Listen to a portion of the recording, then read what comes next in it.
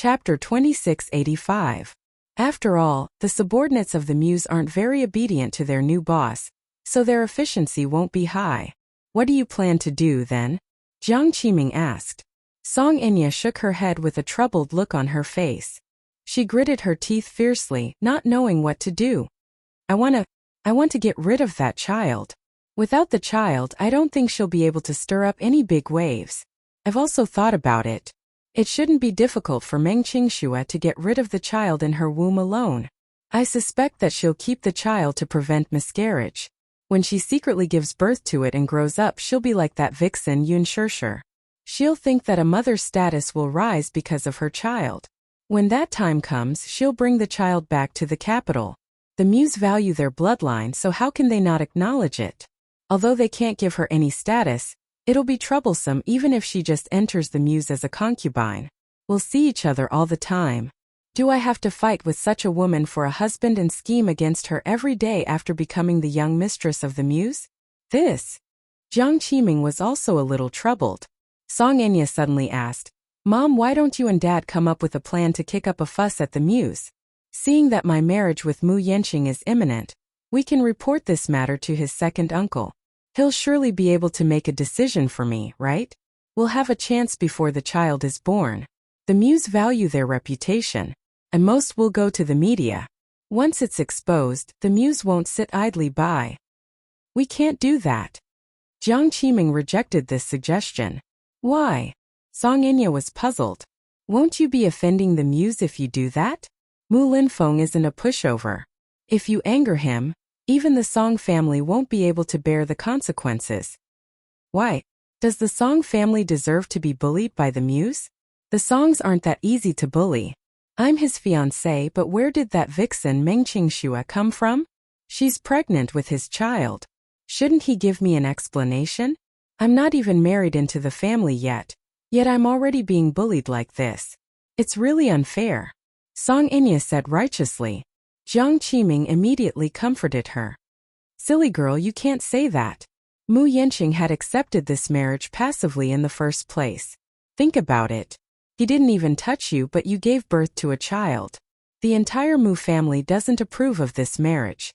If it weren't for the child in your belly, and the fact that the Mu family is in deep trouble at this time, and the marriage with the Song family can also support the Mu family with many resources.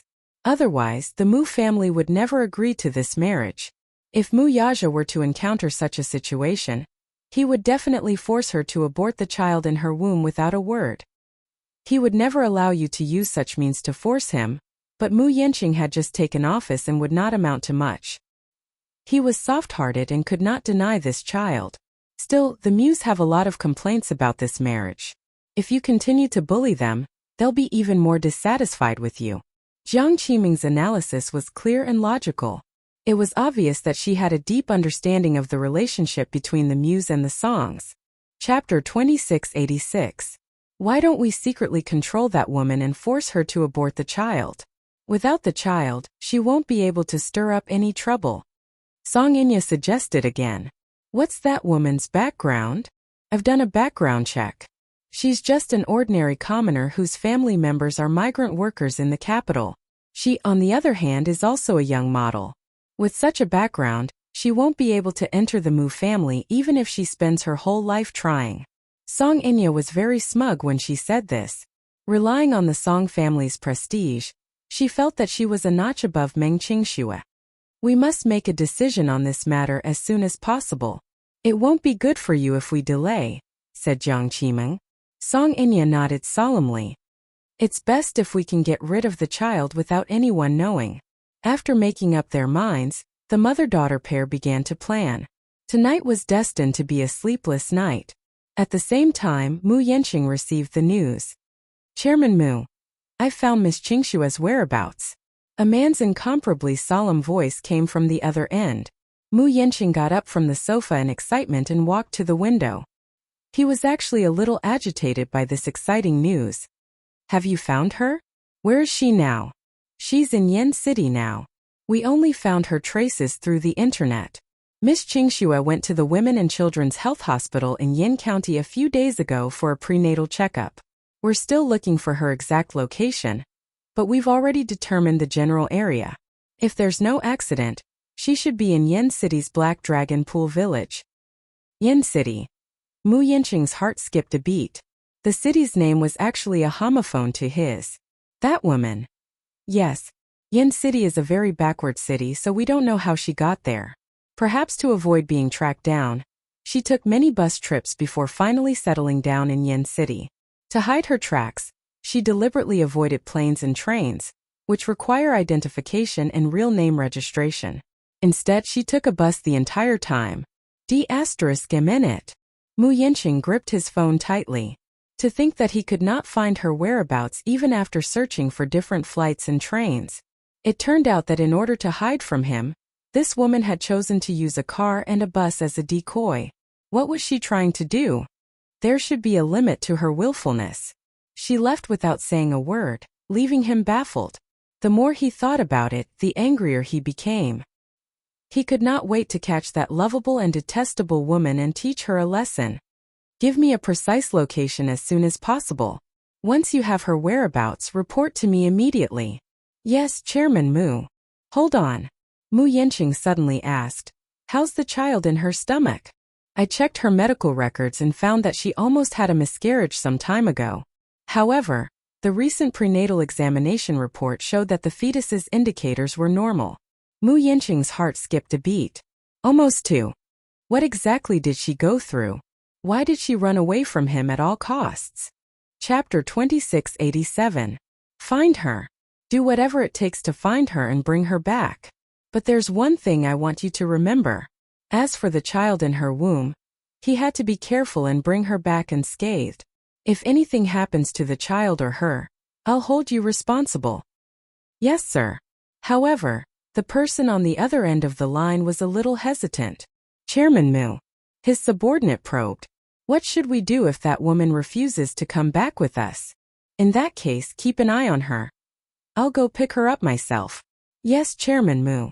We understand what you mean. The subordinate hung up the phone with trepidation. Mu Yanqing threw the phone on the table as his expression darkened. That woman would eventually return to his side. The Song family was also nervously coming up with countermeasures. That night, Jiang Qiming mentioned this matter to Song Zhenghua.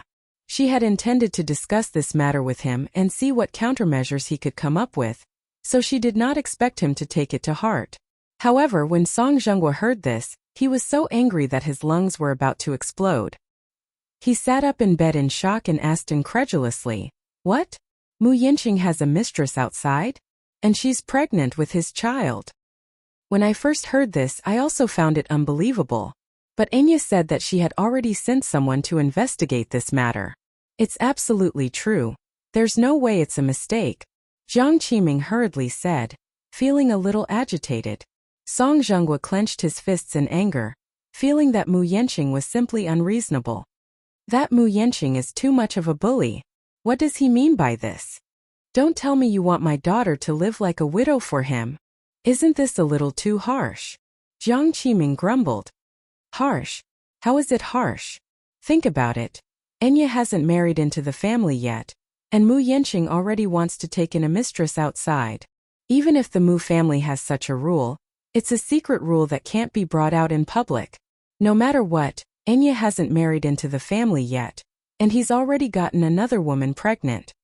He didn't even take care of it in time, and is determined to embarrass the Song family. Compared to Song Enya's feelings, Song Zhenghua cared more about the Song family's reputation. Jiang Qiming had mixed feelings when she heard that. Zhenghua, how do you think we should handle this matter? Enya said that she wanted to reason with the Mu family and get Mu Linfeng to be the judge, but I said that she was too impulsive. If she angered that old fox, her days in the Mu family would only be more difficult. What are you afraid of? Mu Yanqing, that rascal, is still hoping for more support from the Song family. Song Zhenghua paused for a moment before continuing. He's just been promoted, and his foundation isn't stable yet. How can he take advantage of the situation? Given his character, he would never admit it even if Song Enya was pregnant with his child.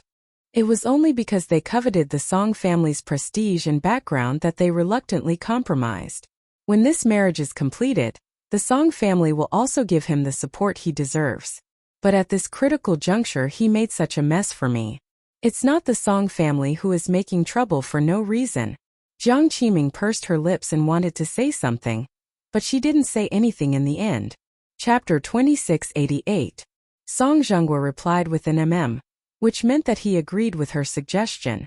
The next day, Song Zhenghua invited Old Master Song and Song Enya's uncle, Song Jianjun, over for a grand family meeting. Old Master Song had a pair of sons. One of them was called Song Jianjun. As his name implied, he was born on Army Day, so he was named Jianjun. Song Jianjun was the head of the capital's military and held a high position. Song Yunqi used to serve in the army under his guidance. Unfortunately, Song Yunqi did not live up to expectations, causing this uncle to feel sorry for her for a long time. This was considered a long-awaited family meeting. Old Master Song was getting on in years. Although his body was still strong, his mental strength could no longer keep up with his age. Jiang Qiming served him well by the side. Old Master Song's face glowed the entire time. It was obvious that he was in high spirits. "Enya, Grandpa has been waiting for you to get married." Old Master Song clearly did not know the origin of this series of events. He only knew that his precious granddaughter was finally getting married, so naturally, he was overjoyed. If he were to know how Song Enya's child came about, he would be driven to his grave. For a moment, Jiang Qiming and Song Zhenghua looked at each other.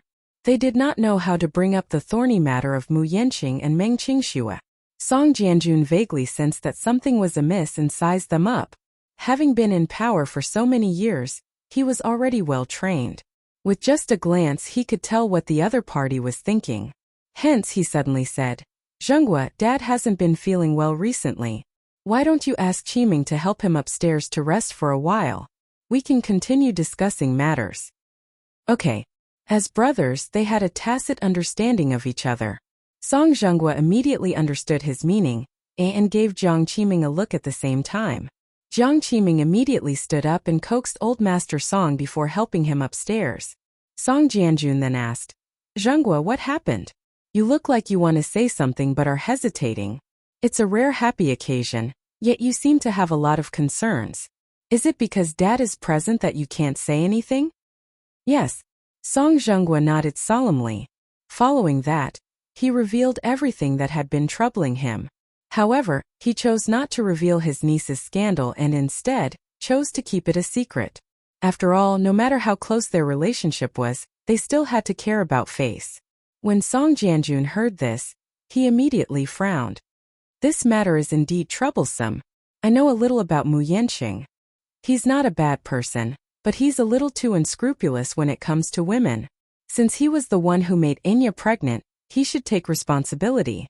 No matter how he used to be or how many women he had, now that he's about to get married, he should cut off all those messy relationships before he gets married."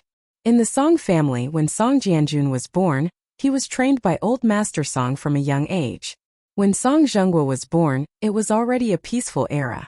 Therefore, in comparison, Song Jianjun inherited Old Master Song's upright and plain-spoken character and orthodox way of doing things. Song Jianjun's character was absolutely indisputable. As for Song Zhenghua, it was not as if he had never taken a detour in his political career. More or less, he still relied on Song Jianjun to smooth things out. Chapter 2689. At this point, Jiang Qiming also walked down and returned to her seat. "That's right. Big brother, give us an idea.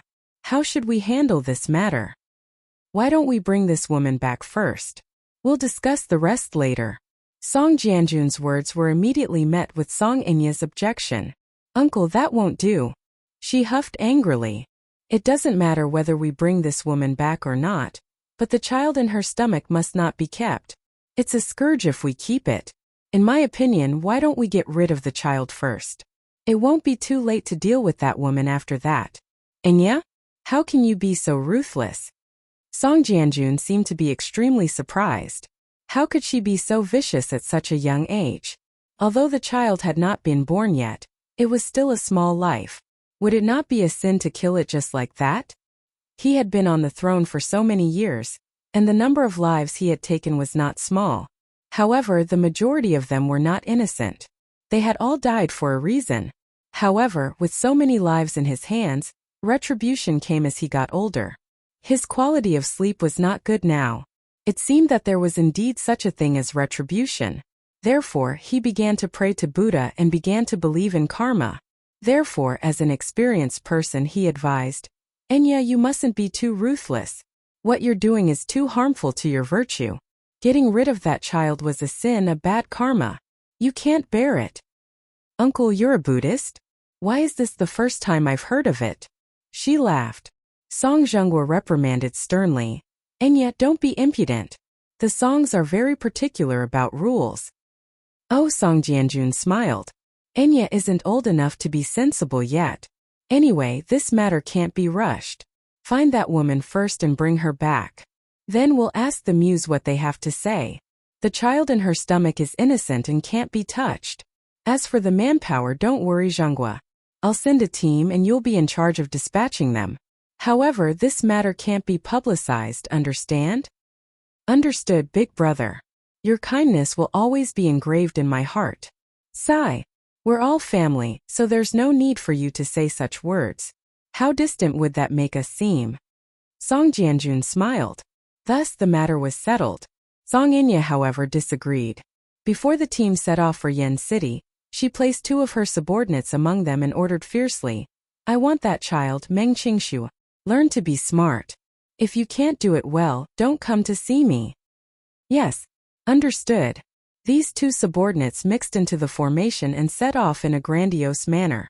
She gave the 2 men a detailed address, which was given to her by the person in charge of collecting intelligence. She asked the 2 men to deal with Meng Qingshu in advance before the army arrived.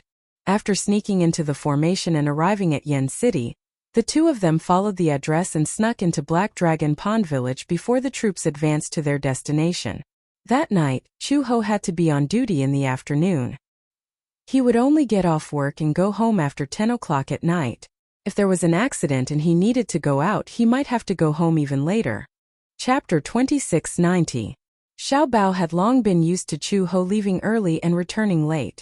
Originally, it was very boring for him to be alone at home. After all, Chu Ho had no identity and no household registration. He didn't even have a birth certificate, let alone be able to go to kindergarten like other children. Although the kindergarten in the village was old and shabby, it still followed the rules. A child like Xiao Bao with no background could not enter the kindergarten at all. Therefore, when Chu Ho went to work, he could only watch TV at home or play with the children in the village. However, the children in the village did not like this fair and tender little fellow. Therefore, this little fellow, who had grown up in the village, was very clean and too delicate, like a child from the city. He was not even willing to play with mud. Needless to say, Xiao Bao was quite a clean freak despite his young age. Children of his age were still playing with mud, but he snorted at it. Therefore, Chu Ho bought him a comic book and a small picture book. When the sun was good, Xiao Bao would move a stool outside, spread it with snow-white A4 paper, and earnestly copy the pictures in the picture book. In just a few months' time, his meticulous brushwork had actually improved to a decent level. Now that there was one more person at home, Meng Qingshu would take him outside to play when she was not at home. The scenery in Yen City was very beautiful. Meng Qingshu often thought that it would be great if this place could be developed into a tourist attraction. The terrace fields, the sea of flowers, the blue sky, and the white clouds, without the smog and pollution of the heavy industrial city. Everything was indescribably beautiful. Have you seen a green lake? Have you ever seen a stream so clear that you could see the bottom? Could be seen everywhere. Meng Qingshu also liked to draw when she was young, so occasionally, she would take Xiao Bao to the wild to sketch. Most of the time, she would lie in the field with him and look up at the sky. Auntie Qingshu, do you think the name Mom gave me, Xiao Bao Chu, sounds good? A lot of people say that my name is tacky. Meng Qingshu couldn't help but laugh. Xiao Bao, you're so cute.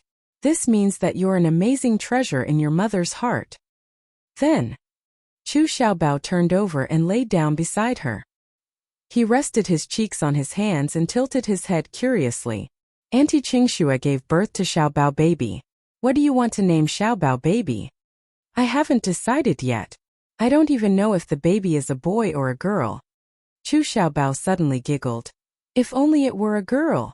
Huh. Meng Qingxue was a little surprised. Why do you say that? Mom said that if Aunt Qingxue gives birth to a girl, she'll be Xiaobao's wife. Oh. Meng Qingxue didn't know whether to laugh or cry. Xiaobao, do you know what a wife means? Of course. Xiaobao said proudly. Mom said that a wife means a girl who will be with me forever and accompany me for the rest of my life. Meng Qingxue was amused by him. Is that how your mom explained it to you? Yeah. Isn't that what it means? Actually, she's not wrong. Meng Qingxue couldn't help but pat his little head. Suddenly she asked, Then Xiaobao, Andy wants to ask you a question too. Do you know what a husband means? Chapter 2691. Hey! When the boy grows up, he'll meet the girl he likes. The two of them like each other and will be together forever. After they get married, the boy will call the girl wife, and the girl will call the boy husband.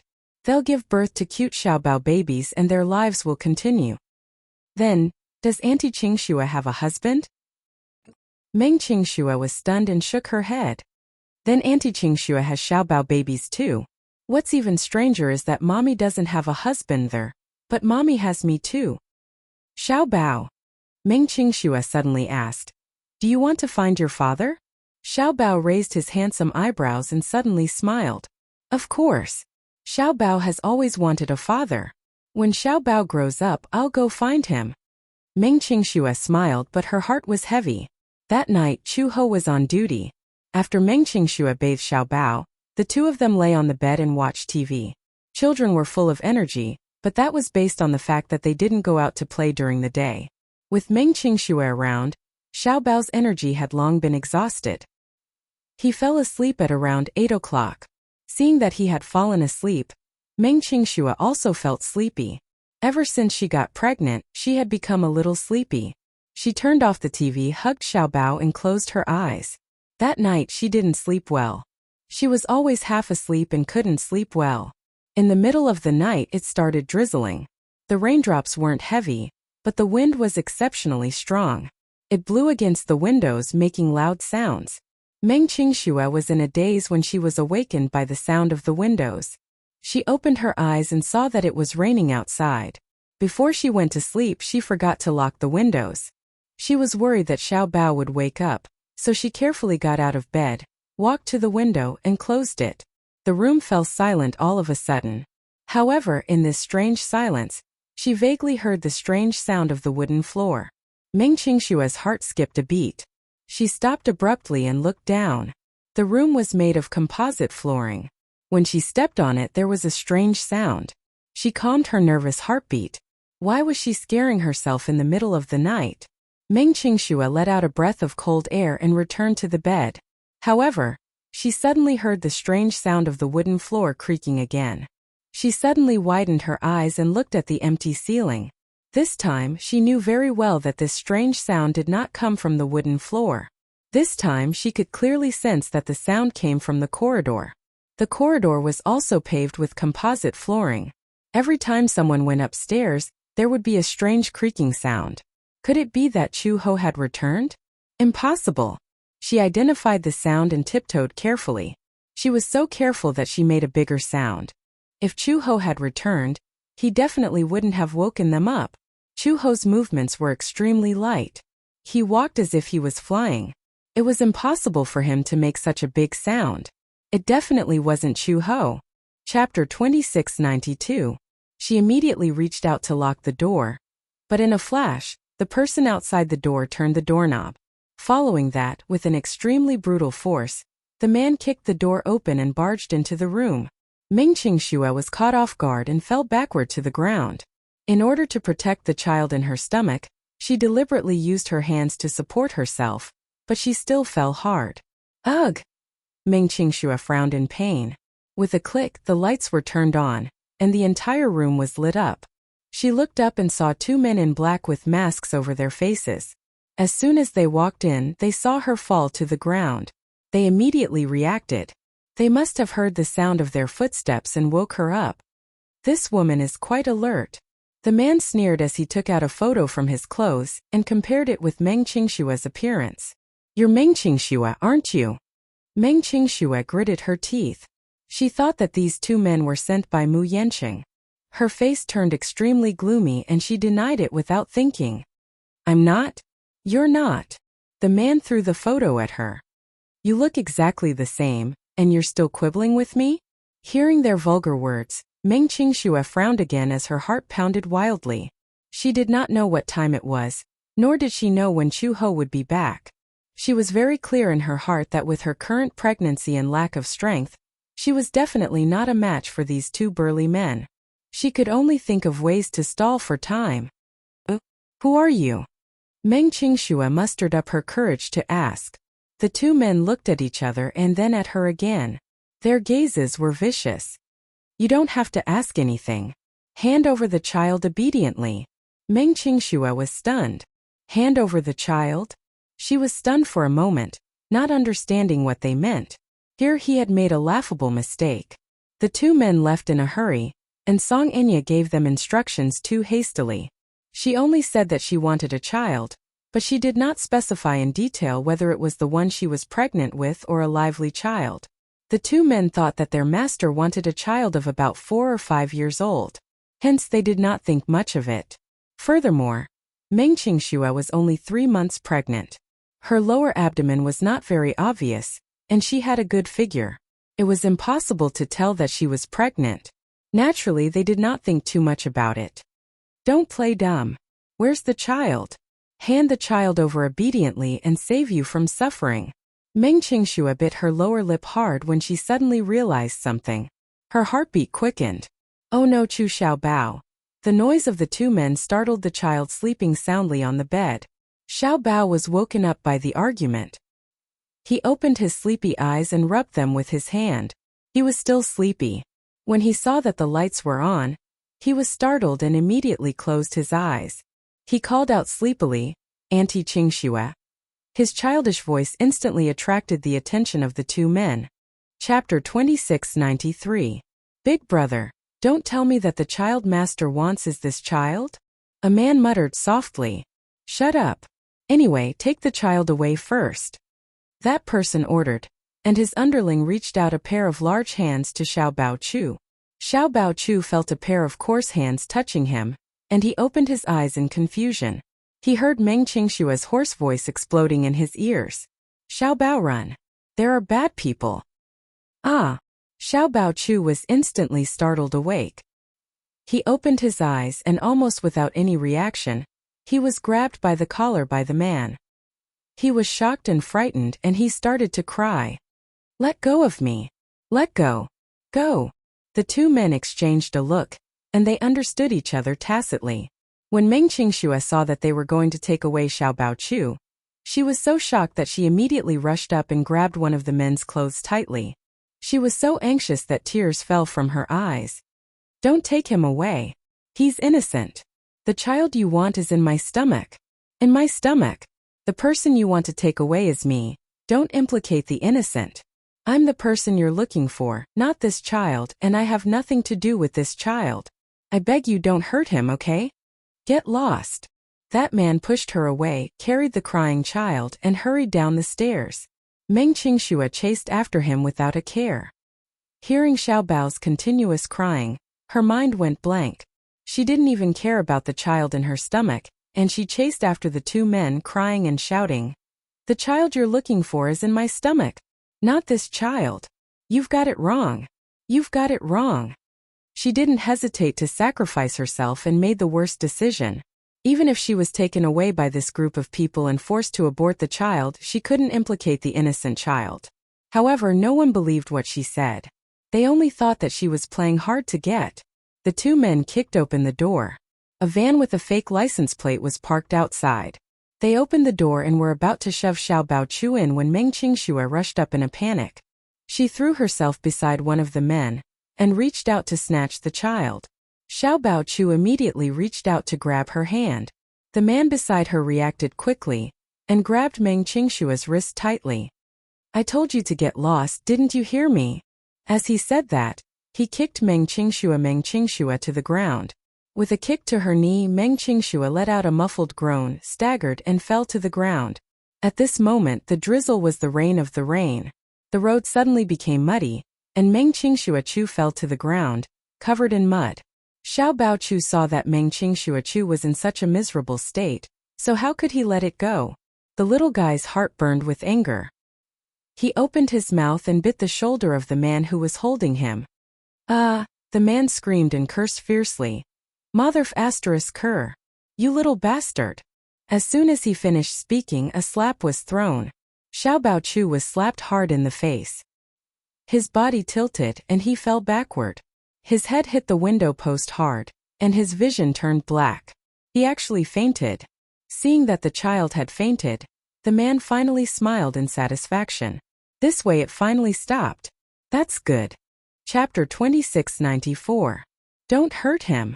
Please, this child is innocent. His name is Xiao Bao. He's not the child you're looking for. The person you're looking for is me, isn't it? Meng Qingxue pleaded bitterly. However, no one paid any attention to her. The two men closed the door and locked it before getting into the car. One of them sat in the driver's seat while the other sat in the passenger's seat and started the car. Meng Qingxue saw the car slowly start and drive away. She immediately struggled to get up and limped after it. Xiao Bao! Xiao Bao! She cried at the top of her lungs, but the car still sped away mercilessly. Xiao Bao! She kept chasing after it, but the despair in her heart was expanding infinitely. It was only when the car was far away that Meng Qingxue, panting heavily, staggered a few steps after it, but in the end, her physical strength was exhausted. Her vision blurred and soon, she fell into a whirlpool of darkness and fainted in the rain. Not far away, the sound of car horns could be heard. It seemed that a large number of cars were driving toward this place. Rows of Nissan cars drove in the direction of the village. Nissan cars. These were all military vehicles. The first car was an Audi A8 with its high-beam headlights on. The driver saw a woman lying on the ground not far away. She was covered in mud and immediately reported, Chairman Mu, there seems to be a woman lying on the ground in front. Stop the car. Yes. The car quickly stopped. The row of cars behind them also braked and stopped. The driver got out of the car and opened the backseat door. Mu Yanqing got out and someone immediately held an umbrella for him. He did not intend to come tonight. However, he was still worried that this silly woman would insist on going her own way and not return. Hence he came personally. Even if she refused to go with him, he would coax her back and trick her back. Mu Yanqing got out of the car. Under the high-beam headlights, he saw a woman lying on the ground. However, just looking at the woman's back made his eyes tremble.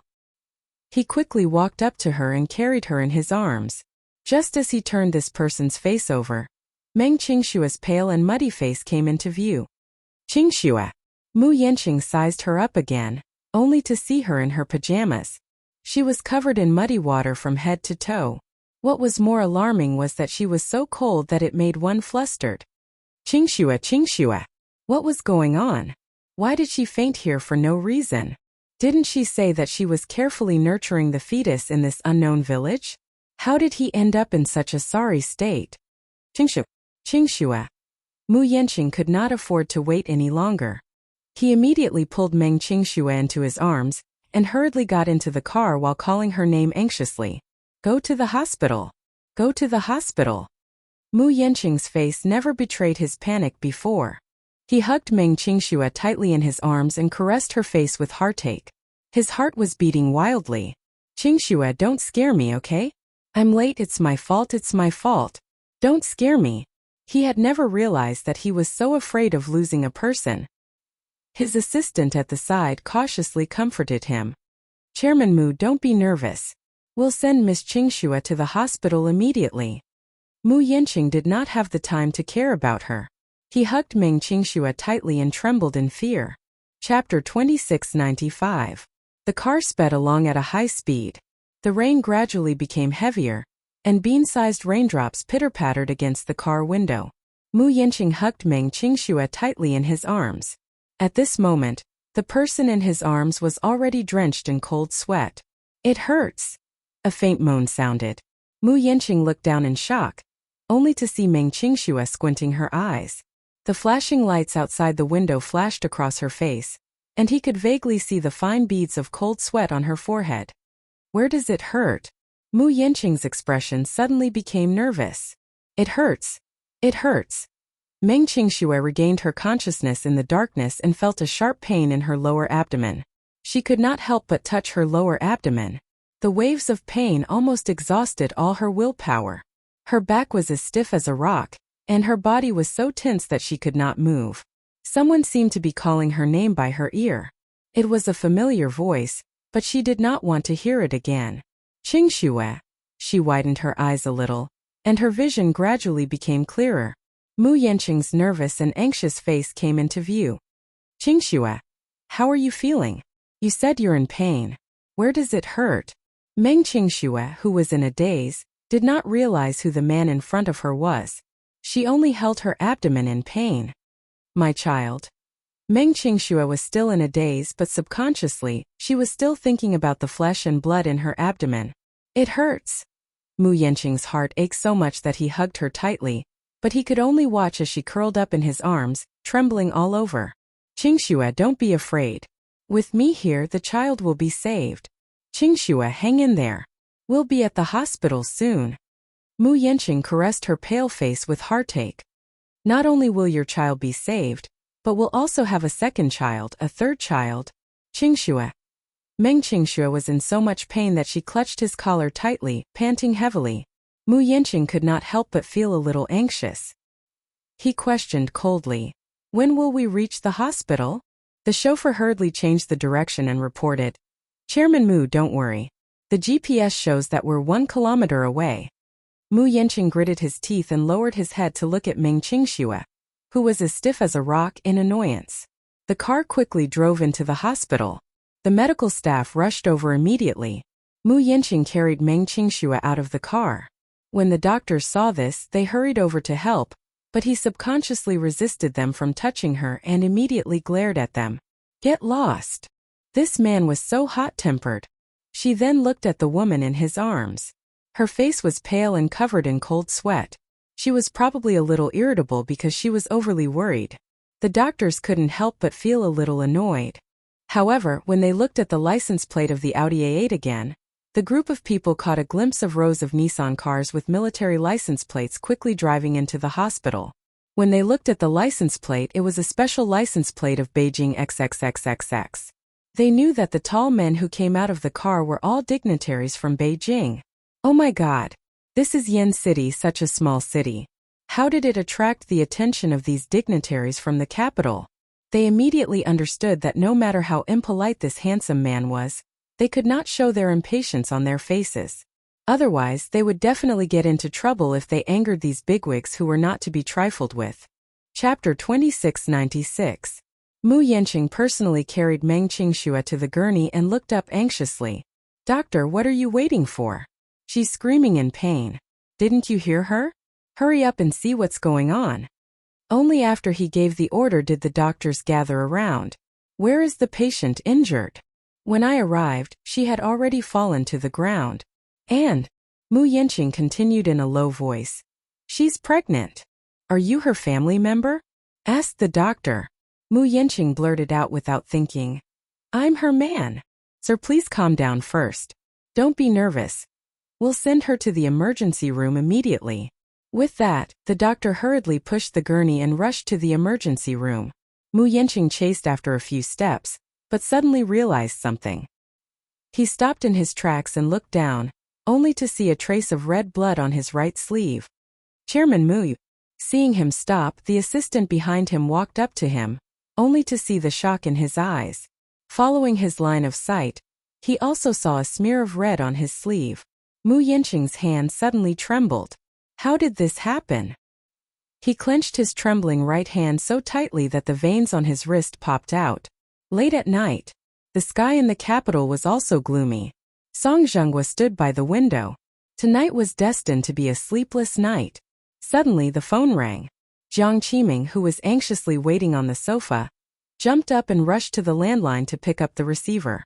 Hello. Madam Song. A nervous voice came from the other end. Jiang Qiming tried her best to suppress her nervousness and pretended to be calm. Speak.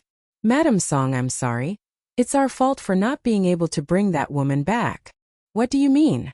Before Jiang Qiming could ask further, Song Zhenghua rushed over, snatched the receiver and questioned coldly, "What's the situation?" "Mr. Song, I'm really sorry. By the time we arrived, the Mu family had already arrived." "What?" Song Zhenghua was stunned. "When we arrived, we saw a row of cars driving out of the village.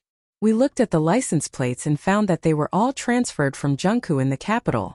We guessed that the Mu family had sent people to take Meng Qingxue away before we did." Song Zhenghua gritted his teeth in anger. "Trash." Bang. He hung up the phone fiercely and fell heavily on the sofa, looking extremely irritated. Jiang Qiming immediately asked, "Zhenghua, what's going on? Didn't you bring him back successfully?" "No. This bunch of trash, they were one step too late. The Mu family had already snatched her away." "What?" Jiang Qiming furrowed her brows anxiously. "Are you sure? Are they from the Mu family? The car's license plate is from Zhengku. Other than Big Brother, only Mu Linfeng has the ability to transfer people from Zhengku in the capital." Jiang Qiming was vexed. "Aya, what should we do now?" Song Zhenghua flared up. "What can I do? Can you stop nagging beside my ear? My head is going to hurt from your nagging." Chapter 2697. Time felt so long that it felt like time had frozen. Just as she was in a corner, her phone suddenly rang. Almost instinctively, she answered the call and brought it to her ear. "How is it?" "Miss Song, we've brought him here." "Where are you?" "We're on the highway, but due to the long journey, we'll probably reach the capital tomorrow morning." Although the distance between Yen City and the capital was far, it only took a little more than 7 hours via the highway. She immediately said, "I'll send you the address right away. I'll wait for you there tomorrow morning." Okay. After hanging up the call, she immediately sent an address over. Alas, she did not know that her instructions were not clear enough. The person brought back by the 2 men she sent out was not the one she wanted. In the car, Xiaobao slowly woke up. He opened his eyes and gradually regained his clarity, only to see a pitch-black car. Next to him was a car window, through which he saw a flash of darkness. On the highway, the car sped along, its engine roaring. Xiaobao frowned. The back of his head had been hit and it was dazzling. He shook his head and tried to move, but he realized that his hands were cuffed behind his back. His mouth was also taped, so he could not make any sound. He was shocked and scared. Isolated and helpless, he did not know where this car was taking him. Are they human traffickers? The village was often visited by human traffickers. At first, he did not know the identity of these strangers who came in and out of the village, but he saw that they were all carrying very small babies in their arms. Some were 1-year-old, some were 2 or 3 years old, and they were all crying. According to the children in the village, these were human traffickers who abducted children from the big cities and sold them to remote villages at high prices. Most of them changed hands for 20 to 30,000 yuan. A child from a village in Black Dragon Pool Village was bought from these people for 20,000 yuan. At a young age, he already knew the term human traffickers. Could it be that he had also been abducted? Was he going to be abducted to the ravine and sold? Chu Xiaobao was trembling in fear. Perhaps it was because he was extremely frightened that he forgot to cry for a moment. He stared at the 2 men in the driver's seat and the passenger's seat. His mother had once warned him that if he met bad people, especially criminals, he must not cry loudly when there were no outsiders. Otherwise, he would definitely be treated crudely. When there was an opportunity, such as in a busy city or on the streets, he would ask for help immediately. Chu Xiaobao was a smart child and a rational child. Although he usually looked innocent and pure, he was able to calm down in this kind of situation. He knew that crying and throwing a tantrum was useless. He would not be saved just because he cried and threw a tantrum. Instead, he would suffer a lot. Chu Xiaobao leaned back in his seat, but his breathing became heavier and heavier. The man in the co-pilot seat turned around and saw that he was awake but didn't cry. For a moment he was surprised. If it were any other child of this age, they would have been scared to the point of crying and screaming. However, this child did not even make a sound other than crying pitifully. It was really strange. This child actually doesn't know how to cry. Chapter 2698. "Mom," he mumbled fearfully with tears in his eyes. However, Chu Xiaobao would never have expected that this accident would become a turning point in his life. In retrospect, he would be grateful to the two men who had taken him away. Of course, this was all in the future. The night deepened. At the police station, a police car was parked at the entrance. The car door opened and Chu-ho got out of the car with a man in handcuffs. He pushed him. "Behave yourself." The man seemed to be unconvinced. He was shirtless and had tattoos all over his left and right arms. His hair was dyed in various colors and he looked like a bandit. He cursed, "F***CKUB***T." His breath reeked of alcohol. Chu-hee frowned and waved her hand to disperse the strong smell of alcohol. She then kicked him in the back again. The man was caught off guard and fell to the ground with a face full of mud. "Watch your mouth." The man gritted his teeth and scolded. "What? So what if I call you a B***T? So what?" Chu-ho sneered and walked over. He grabbed the man's hair and slapped him 3 times. Slap, slap, slap. The man was stunned. He was in so much pain that he gritted his teeth. "What are you doing?" Chu-ho asked. "Didn't you ask me what I was doing? Is this okay?" "You B***T." The man pretended to scold him again. Chu-ho raised his hand again. The man was instantly terrified and kept quiet. This woman had quite a bit of strength. Those 3 slaps just now had made his head go numb. What a ruthless person. Know your place and don't suffer so much, understand? The moment Chu-hee mentioned him, she dragged him into the police station. When he reached the door, the police officer on duty looked up and asked, "Little Chu, you're still out in the middle of the night?" "Yeah." Someone reported that a group was gambling. When I rushed over, a few of them slipped away and I only caught this one. We didn't have enough manpower. Thank you for your hard work. Chu-ho raised his hand as a greeting. He escorted her into the police station and locked her in the interrogation room. Just as he was about to record her statement, the police officer on duty with her walked over with her phone in his hand. She usually didn't bring her phone with her when she was on a mission because she was worried that she would be distracted or accidentally drop her phone at the scene. Previously, a colleague received a report that someone was taking drugs in a KTV. When he was on duty, he accidentally left his phone at the scene. It was picked up by another criminal suspect who had not been arrested. Coincidentally, the phone was unlocked. After that, he looked for an opportunity to take revenge and kidnap the colleague's wife. Fortunately, the danger was averted. "Little Chu, something seems to have happened to your family." Chu-ho paused in the middle of preparing the documents. He raised his head and frowned. "What happened?" "It's your neighbor who called. He said that something seems to have happened to your house. You should quickly ask for leave and go back to take a look." Chu-ho took the phone and looked at it. It was her neighbor Song Chowan. She frowned. Her colleague seemed to understand her concerns and patted her shoulder gently. "Since something has happened to your house, you should quickly go back and take a look.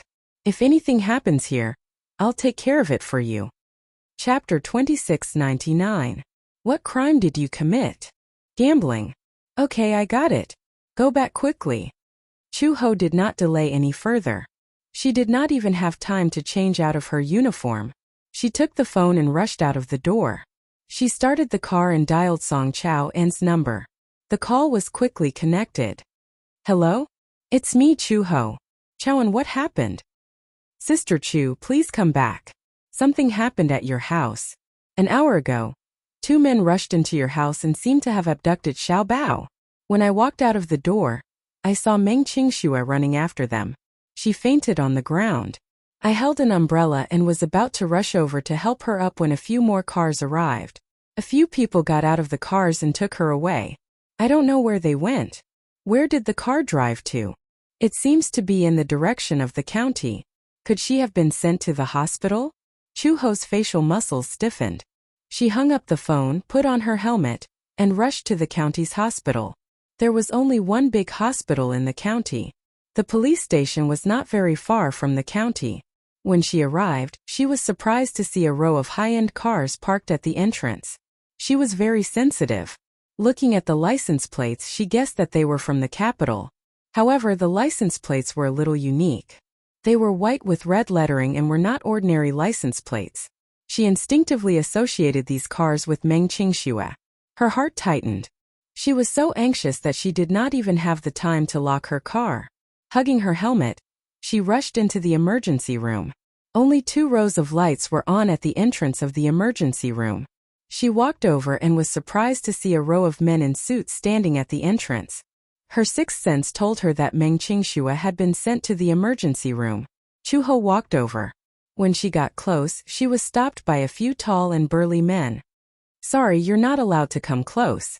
Chu-ho looked up and said coldly, "I'm looking for Meng Qingxue." Upon hearing the name Meng Qingxue, the men looked at each other in surprise. Mu Yanqing was sitting on a bench by the entrance, holding his forehead with a troubled look on his face. Suddenly, someone approached him and cautiously reported, "Chairman Mu, there's a woman looking for Meng Qingxue." "Who?" "I'm not sure, but he was wearing a police uniform." Mu Yanqing raised his head and followed the man's line of sight, only to see a woman standing upright a few meters away. She was holding a helmet in her hands with a deep look in her eyes. His pupils couldn't help but shrink. He felt that this woman's face was very familiar, as if he had met her before. "Let her come over." He remembered that his subordinates had investigated this woman before. This woman was probably the one who had helped Qing Shui settle down. Yes, Chu-ho was allowed to pass, and she immediately walked over. She raised her head and saw the light at the door of the emergency room. Emergency treatment in progress. Her heart suddenly clenched. She turned around and asked Mu Yanqing, "Is Qingxue inside?" Mu Yanqing asked warily, "Who are you? Shouldn't you introduce yourself before asking for someone's identity?" Chu-ho replied expressionlessly. The man at the side saw that she was being rude and wanted to step forward. Chu-ho was about to retaliate when Mu Yanqing raised his hand to stop him. "This is none of your business." "Yes, Chairman Mu." He looked up and met Chu-ho's eyes. Suppressing his anger, he suddenly said in a deep voice, "Mu Yanqing." "Oh, that heartless man?" Chapter 2700. "My name is Chu-ho, and I'm Qingxue's good friend." "Good friend?" Mu Yanqing was obviously a little suspicious. "I don't remember her having a good friend named Chu-ho. What do you know about her? What can a man who can't even protect his woman and child know?" "Be more polite with your words," Chu-ho said indifferently. "I'm already showing you the greatest respect by not punching you the moment I saw you." Mu Yanqing was speechless. Chu-ho had no intention of bickering with him and slowly explained, "I met her more than a month ago. At that time she had just arrived in Yin City and was unfamiliar with the place. She was harassed and bullied by 2 hooligans. I was in charge of this case. Seeing that she was alone and pregnant, I let her stay at my house to rest and nurse the baby." She was bullied by 2 hooligans. Mu Yanqing caught the main point, and a hint of viciousness flashed across his eyes. "What happened?" "It's very dangerous for a person to stay in a hotel alone in the middle of the night with tens of thousands of yuan in cash on her. I don't know how a pregnant woman like her could end up in such a helpless state." With that, she looked at him meaningfully. Mu Yanqing was once again rendered speechless by her teasing. "Why? Are you feeling guilty? It's good that you know that you're guilty. You don't have a bad conscience." Chu-ho asked again, "How is she now?" Mu Yanqing ignored her. Chu-ho did not have such patience. She had been anxious along the way, and when she saw that he did not respond, she became even angrier. She immediately took a step forward, grabbed him by the collar and interrogated him. "I'm asking you a question. How is she now?" "Let go." Someone immediately rushed over to her side. She grabbed that person's hand and flung it away. "Get lost. This is none of your business. Chairman Mu." "Get lost." Mu Yanqing was also annoyed and reprimanded. The people around him immediately retreated, trembling with fear. Mu Yanqing sucked in a deep breath of cold air and clenched his fists tightly. By the time I arrived, she was already unconscious on the ground. On the way to the hospital, her condition didn't seem optimistic.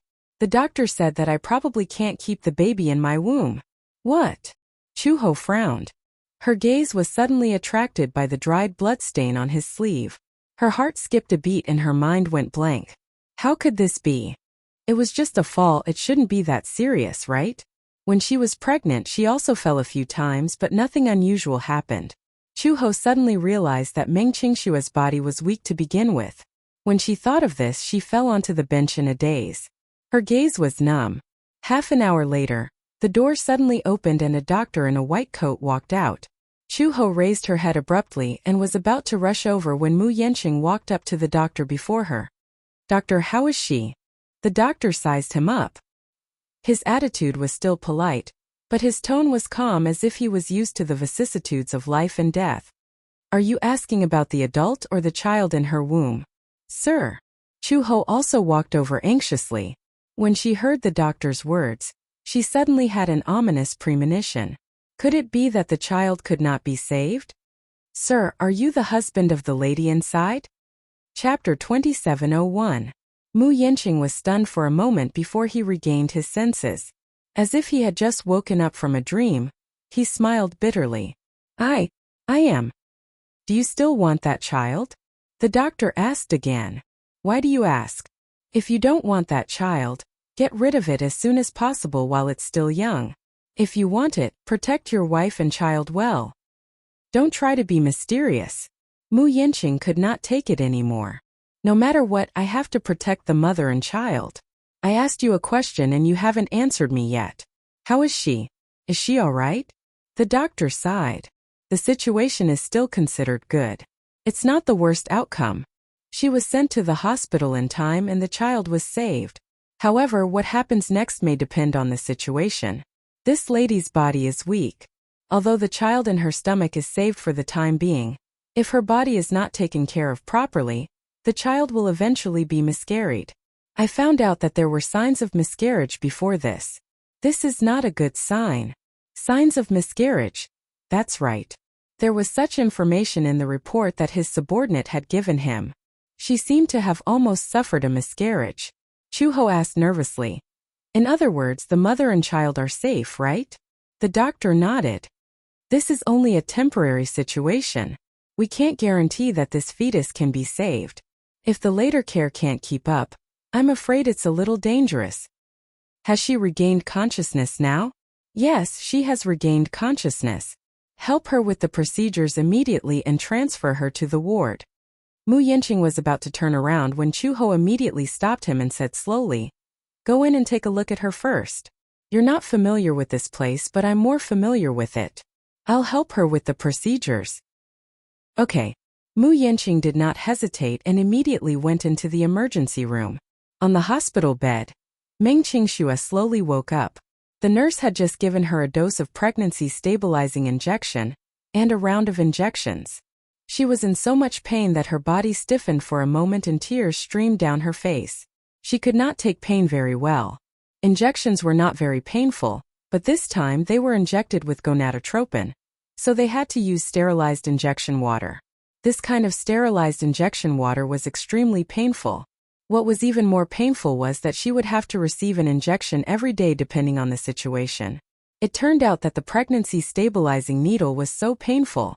She remembered that when she was in the modeling industry, she had heard of a story about a model who became a mistress and eventually married into a rich family. However, when she got pregnant, she was already 40 years old. This elderly woman had already had 3 miscarriages. Actually, at her age, pregnancy was a high risk. But after marrying into a rich family, everyone in the family had their eyes fixed on her belly. After all, with her background as a model, it wasn't easy for her to climb into a rich family. Naturally, her belly had to work harder. Therefore, for her 4th child, the doctor said that her cervix was not functioning properly. In order to keep this child, she was bedridden for 142 days and injected with more than 300 doses of pregnancy-stabilizing injections. Finally, she was able to give birth to Lin.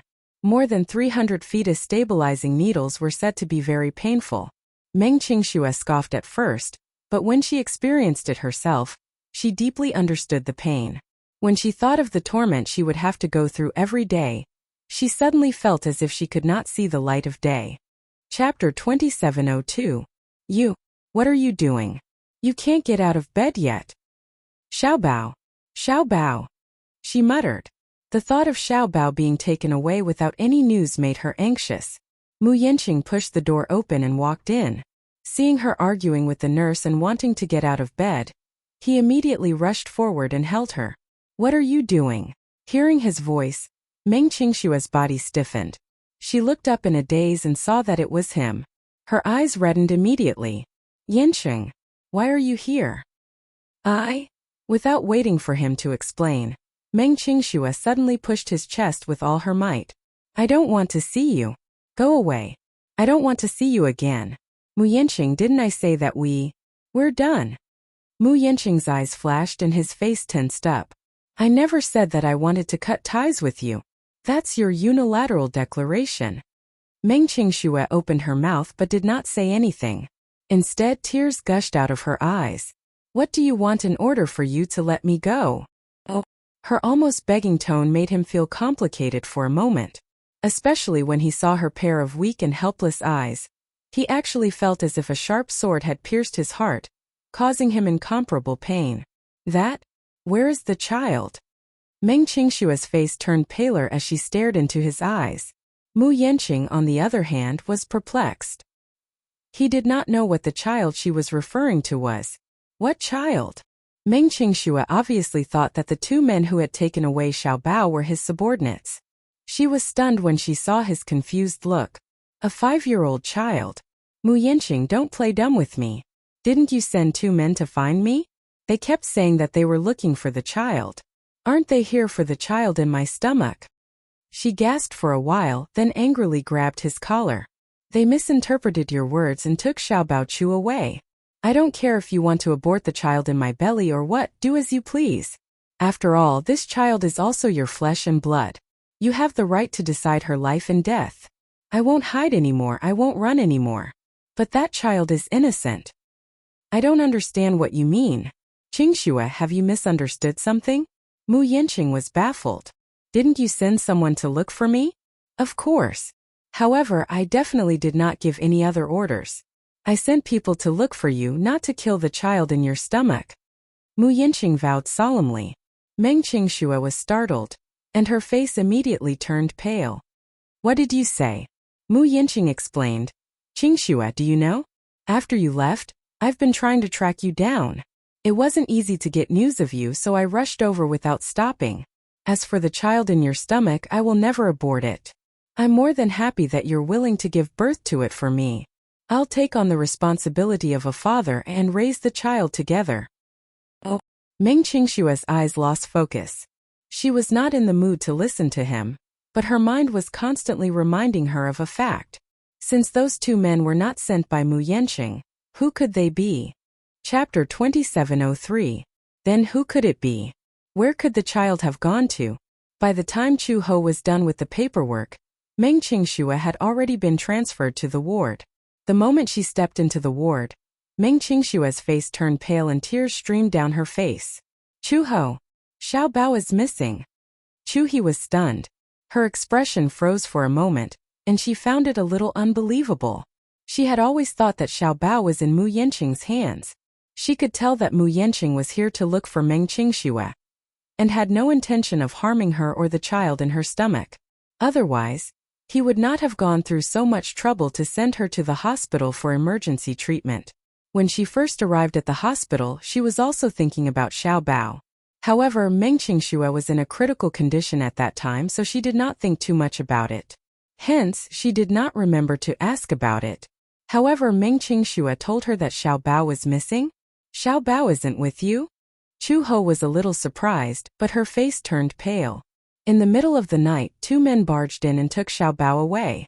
I chased after them with all my might, but I couldn't catch up to them. Meng Qingxue cried sadly. Chu Ho, it's all my fault. It's all my fault. I've implicated Xiao Bao. Chu Ho did not understand the situation for a moment and only caught the keywords. You said that Xiao Bao was taken away by 2 men? I don't know who they are either. They only said that they were looking for a child. I thought that they were sent by Yanqing. Chu He sucked in a deep breath of cold air, and her breathing suddenly quickened. Bang! A loud sound was heard. In the darkness, Xiao Bao was awakened by a violent movement.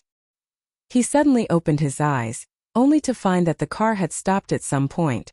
The bang just now was the sound of the front passenger door closing. He looked out of the car window. Outside the window, the sky had already begun to brighten.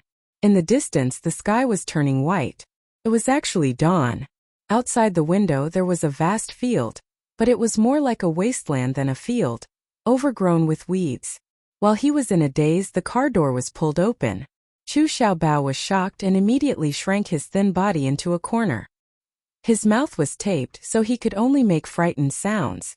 The man's face couldn't be said to be fierce, but after all, he was a child.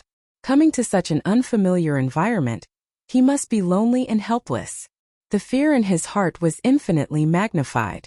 The man stepped onto the car and reached out to grab Chu Xiaobao's collar. However, Chu Xiaobao kept shrinking back and shaking his head desperately. "Come here." The man immediately scolded him. "Damn it! Behave yourself." Baby Chu was even more frightened now. He curled up and did not dare to move an inch. The man lost his patience as well. He reached out, grabbed the boy's arm and practically dragged him out of the car. Being dragged out of the corner alive, Xiaobao stumbled and almost rolled out of the car and fell to the ground. Ouch! It hurts. Xiaobao was in so much pain that tears welled up in his eyes. The man kicked him a few times. "Didn't I tell you to behave yourself? You can suffer less." Chu Xiaobao looked at him with tears in his eyes. His eyes were red and swollen, and he looked very pitiful. However, the more the man looked at him, the more impatient he became. He lifted him onto his shoulder.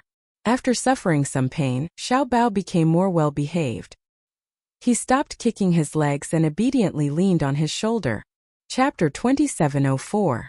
This was the most remote and desolate area in the capital. It used to be a famous industrial zone, so many factories were located here. Later, in order to control the smog, the capital's government focused on the industrial zone and moved the factories to other cities. The factories here were abandoned. Initially, the government wanted to demolish the factories here and develop them into parks or gardens. Alas, this area was notorious for being poisonous. It used to be a rice paddy, but after it became an industrial zone, the sewage levels far exceeded the standards and polluted the river. The surrounding fields were barren. When half of the factories were demolished, the landscaping department came to investigate and found that the land was seriously polluted and unsuitable for a park, so it was abandoned. Many factories were put on hold halfway through the demolition. The subsequent development projects were all stalled. In order to avoid being noticed, Song Enya chose this deserted place. There was a warehouse here. The man carried Xiaobao and kicked open the side of the warehouse. He found a stool with a missing leg and tied him to it. Xiaobao glared at him with tears in his eyes. The man warned him a few more times before walking out of the door to make a call. "Hello, is this Miss Song?" "Yes, I've brought him here. When will you be coming over?" "Are you on your way?" "Okay, 20 minutes. No hurry. We'll wait for you." Baby Chu, who was separated by a wall, could only hear the man's words. It seemed that a woman was coming over. Was he really abducted by human traffickers? Xiaobao was trembling with fear and could not sit still. After the man ended the call, he walked in again. Together with him, the man in charge of driving came over with 2 cans of beer. He gave him a can and a packet of ham and bread. "Come, have some beer to refresh yourself." After driving for an entire night, he was very sleepy. In order to report to the police, he did not stop to rest along the way and drove 130 kilometers to the destination. The 2 men were obviously exhausted. "Big brother, how much do you think we'll get for completing this mission?" "This employer is very generous. She said that as long as we bring him here, she'll give me 500,000 yuan in cash." The other man was speechless. 500,000? So much? Haha. Once we get the money, we'll split it in half. I heard that you're going to get married. With 250,000 yuan, you can build a decent 3-story house in your hometown. The man grinned from ear to ear. This employer is so generous. 500,000, I've never seen so much money in my life. What is this? Work hard with me, and you'll be able to earn a few 100,000 next year. The man spoke boldly, and the other person was also greatly encouraged. When Chu Xiaobao heard this, he was even more certain that he had been abducted by human traffickers. Suddenly he started to cry. Woo woo woo. Along the way he was travel-worn. He curled up in a dusty corner and his face was covered in dust. When his tears washed over him, it was inevitable that he looked a little unkempt. However, the two men were indifferent. They only glanced in his direction and sneered. "You don't say this child has delicate features. She's very pretty. I don't know why this mysterious employer wants to kidnap this child. I don't understand." Chapter 2705. Don't ask too much, it won't do us any good. Thus, the two men started chatting among themselves. After an unknown amount of time, Baby Chu suddenly heard the sound of a car's horn coming from outside. His head jerked up, and the two men became agitated at once. They looked at each other and walked toward the door. A Volkswagen Magenta was parked outside. Song Enya alighted from the car, and the two men greeted her warmly with smiles. "Miss Song, you're here. He's already in the warehouse. Hee hee." Their faces were full of flattery. Song Enya hummed in acknowledgement. Wearing a pair of sunglasses on her face, she looked calm and unperturbed as she asked warily, "Did anyone notice us along the way?" No. We hid the child in a corner. No one noticed him." Song Enya cocked a brow when she sensed that something was amiss. Child? What she wanted was Meng Qingxue. How could it be a child? "Yes. We did everything according to your orders." Song Enya looked even more surprised. Ignoring the surprise in her heart, she immediately said, "Bring me to have a look." The two men also noticed that her expression was a little strange. They did not bother to exchange pleasantries and immediately led her in respectfully. Song Enya had just stepped into the warehouse when the dust in the air assailed her nostrils. She waved her hand in disgust, and the two men at the side immediately waved for her as if to flatter her, chuckling. "There's quite a lot of dust here. Where is he?" she asked.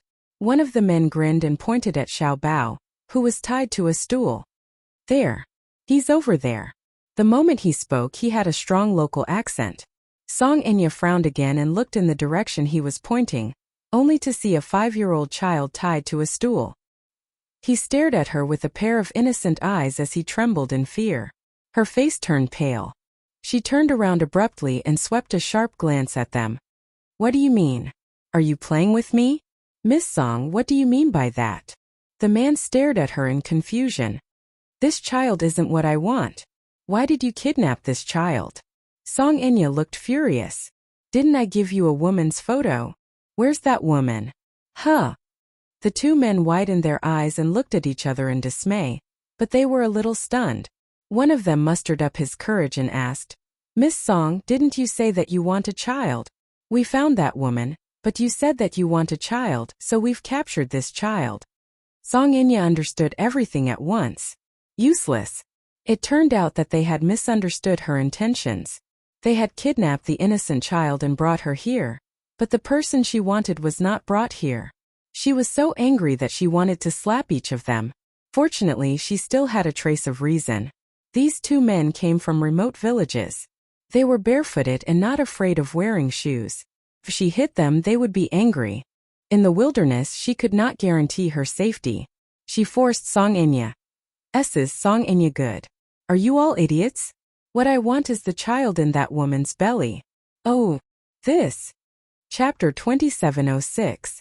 After a long while, they finally reacted and asked tentatively, "Does this mean that we've got the wrong person? This deal doesn't count." She spat fiercely and turned to leave. Seeing that she was about to leave, the two men exchanged glances and immediately rushed forward to stop her. "You're leaving just like that? How can this deal not count? We went through so much trouble to drag that person here, and now you're saying that the deal is off? Does that mean that all our hard work was for nothing?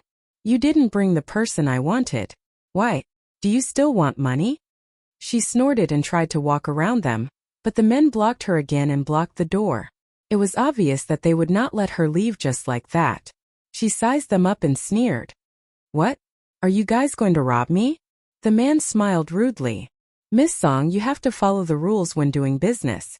We're just following your instructions. How can you blame us for not making yourself clear? How do I know that you're doing things for me honestly? You didn't find the person you wanted, so you just kidnapped a child and did a half-hearted job. Do I still have to obediently pay you a commission? That's not how it should be. Miss Song, how about this?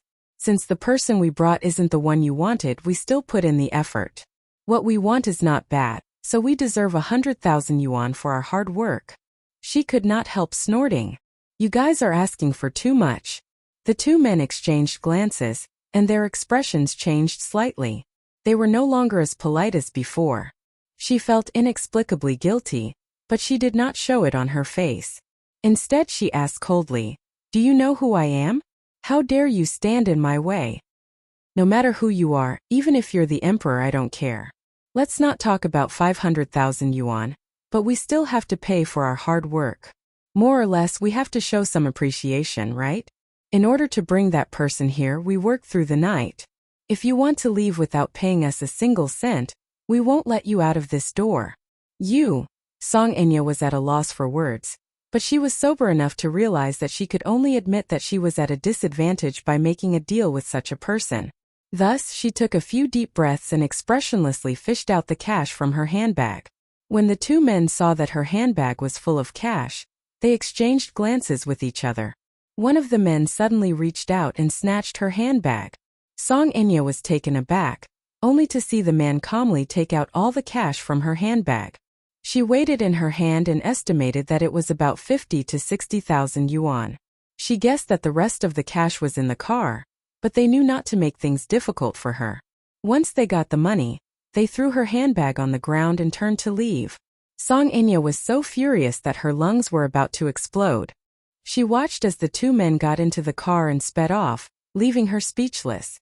She was about to leave when she suddenly thought of something. She turned around and looked at Xiao Bao, who was left in the warehouse. She frowned but did not say anything. She turned around and left. Although this child was a little pitiful, she naturally could not care about him, lest she got herself into trouble. He might as well just leave him here. Whether he lived or died, he would be left to his own devices. Chapter 2707. He was safe. This meant that he was no longer in danger. However, he soon realized that he was abandoned in the wilderness like an abandoned cat or dog. What should he do? How could he find his way home? Xiao Bao's mind was filled with thoughts of how to get home. However, what made him anxious was that all four of his hands were tied up. Moreover, he could not even give out the detailed address of his house. What should he do? Xiao Bao forced himself to calm down as soon as possible. At this critical moment, this little guy was considered smart. He knew that he could not just sit there and wait for death. He should try his best to leave this place. He glanced at the stool he made and suddenly had a flash of inspiration. He suddenly struggled and swayed. The chair was old. It had been raining for many years and the warehouse had a lot of water. The solid wood back of the chair was badly corroded. After being tossed around by him, it actually fell apart. Both of his hands were handcuffed to the pillars of the back of the chair. When the chair fell apart, he held onto the back of the chair and struggled to the side of the wall. He used his body to hit it hard. After several attempts, the back of the chair finally cracked. He struggled hard and the pillars of the back of the chair completely fell apart. Both of his hands were freed, but the handcuffs could not be removed. However, he could finally leave this godforsaken place. Xiao Bao was about to walk out of the door when he suddenly caught a glimpse of 2 pieces of half-eaten bread and ham on the ground from the corner of his eye. He struggled internally for a while and picked them up. He did not eat or drink for the whole night. He was already famished and his stomach was growling. Therefore, he could not care less. However, the little guy had a serious obsession with cleanliness. He wiped the places where the bread was stained with dust and carefully tore off the places where they had bitten. He took a bite and hid the remaining bread and ham in his trouser pocket before leaving the warehouse. When he walked out of the door, what entered his eyes was a barren land. He looked at the horizon and judged the direction. The little guy was smart. He walked to the road and asked around. One road was wide and unobstructed. On one side, there was a small road that led to a dilapidated area. Looking at the end, there was a barren forest. On the other side, there was no end in sight. If I choose a good road, I should be able to reach the county, right? The little guy grew up in the countryside, so he only had a rough idea of a county town. In his impression, a county town was extremely prosperous. Once he reached the county town, he could ask the police for help. His mother said that if he encountered any danger, the first thing to do was to look for the police. The police would help him find his home. He thought optimistically as he walked in the direction he had set his mind on. Fortunately, he had slept in the car for a night, so he was still quite energetic. However, he didn't know how long he had been walking, but the road was still endless. He walked to the junction of a national highway and suddenly found a road sign. He ran to the bottom of the road sign. He was not very literate, but he could vaguely recognize a few commonly used words. The arrow marked 3 directions. It was a 3-way road. He was in a dilemma. However, the little guy had his own way. Chu Xiaobao raised his little finger and poked at the road sign. Point the soldiers, point the generals, point the soldiers, point the generals, I will go that way. After confirming the direction, Xiaobao finally made his choice. Chapter 2708. In the afternoon, the sun was a little strong, making his mouth dry and thirsty. Even if he was hungry, he really could not swallow the dry bread. Hence, he took out the ham with heartache and took a bite to allay his hunger. Usually, it was not that he had not walked the mountain roads, but after all, a child's physical strength was limited, and so was his willpower. However, he had a firm belief in his heart to find the way home and return to his mother's side. Otherwise, his mother would be worried sick. He could not let his mother worry. He must pull himself together. Just like that, the little guy supported his tired body, hugged the little dry food left, and walked until the sky turned dark. The sky gradually darkened. He was so tired that his head was dizzy, and his clothes were drenched in sweat. At night, the temperature suddenly dropped sharply, and the wind also became stronger. When it blew on his body, the chill came in waves, and the pores on his skin shrank. Chu Xiaobao did not know how long he walked until the sky turned dark. Finally, he could not walk anymore. In addition, it was late, so he found a cleaner place, sat up, and curled his body into a small ball to avoid the wind. His heel was in terrible pain. He took off his shoes and realized that a layer of skin on his heel was abraded. That place was painful even when touched. He walked for the whole day and in the end he was limping. Chu Xiaobao felt a wave of sadness and his nose twitched. He felt that he was really pitiful to be left alone in the wilderness, and he did not know when he would be able to walk back to the county. He took out the dry food from his trouser pocket. There was only half of the ham left, and the bread had been wiped out in the evening. He hugged the ham and was about to gnaw on it, but a few whimpering sounds came from the side. He was shocked and turned back to look vigilantly, only to realize that it was a dirty little white dog. It was thin and weak and looked very young. Its originally snow-white fur was now dirty and gray, but that pair of innocent and pure eyes, set against the moonlight, were bright and lively. The little dog's eyes stared fixedly at the ham in his hand. This little dog was probably hiding here, as a dog's nose was more sensitive. It smelled the fragrance of the ham, and so it walked over. Chu Xiaobao saw the little dog staring at the ham in his hand, licking it with its tongue carefully, as if it was not brave enough, and actually did not dare to go forward. Seeing its skinny appearance, he could not help but feel a little heartache. But now he was in trouble. He only had this little food left. After eating it, there would be no more. Moreover, he was so hungry that he couldn't take it anymore. He was using the empty fort strategy. This little bit of food wasn't enough to fill him up. Sorry. The boy's heart ached as he apologized. I'm hungry too. If not, I'll let you have this piece of ham. The little dog naturally could not understand human language. It tilted its head and continued to stare at that piece of ham, and from time to time it sized him up, as if it was begging for alms. That pair of innocent eyes was hard to reject. Chu Xiaobao simply did not look at it. He steeled his heart and turned his head away. Just as he was about to gnaw, he heard another whimper beside him. He looked over again. The little dog was probably starving, and in the end it actually laid down not far away from him, still looking at him helplessly. Its aggrieved look really made one's heart ache. Chapter 2709. Xiaobao hooked his finger at it, but the puppy did not dare to come over. He broke the ham into 2 halves and tempted it. The puppy was still on guard. It wanted to go forward, but it was afraid that he would hurt it. Xiaobao put the other half of the ham aside and did not bother about it. He turned his head to eat his own. Seeing that he was not looking at it, the puppy carefully crawled forward. It used its claws to hook the ham and held it in its mouth. It brought it to a corner and chewed on it with relish. Perhaps because they were starving, the two of them finished the ham in no time at all. The puppy gradually lowered its guard against him and slowly moved to his side. It sniffed the corner of his shirt and rubbed against him, as if it was not afraid of him anymore. Xiaobao smiled and hugged it in his arms. He gently stroked its fur. Good boy. Good boy. Will you sleep with me tonight? Just as he finished his sentence, the puppy's ears pricked up as if it had caught the rustling of grass in the wind. It suddenly turned its head and looked in the direction of the road, eyeing it covetously. Xiaobao followed its gaze and looked over. After a while he heard what sounded like a row of cars driving over. There's someone. He carried the puppy and stood up in surprise. After a while he saw a row of cars driving over at high speed and whizzing past him. He did not even have the time to wave his hand as the cars drove away in the opposite direction. Ah, wait. Seeing that his only chance of survival had passed him by, Xiaobao was extremely unwilling.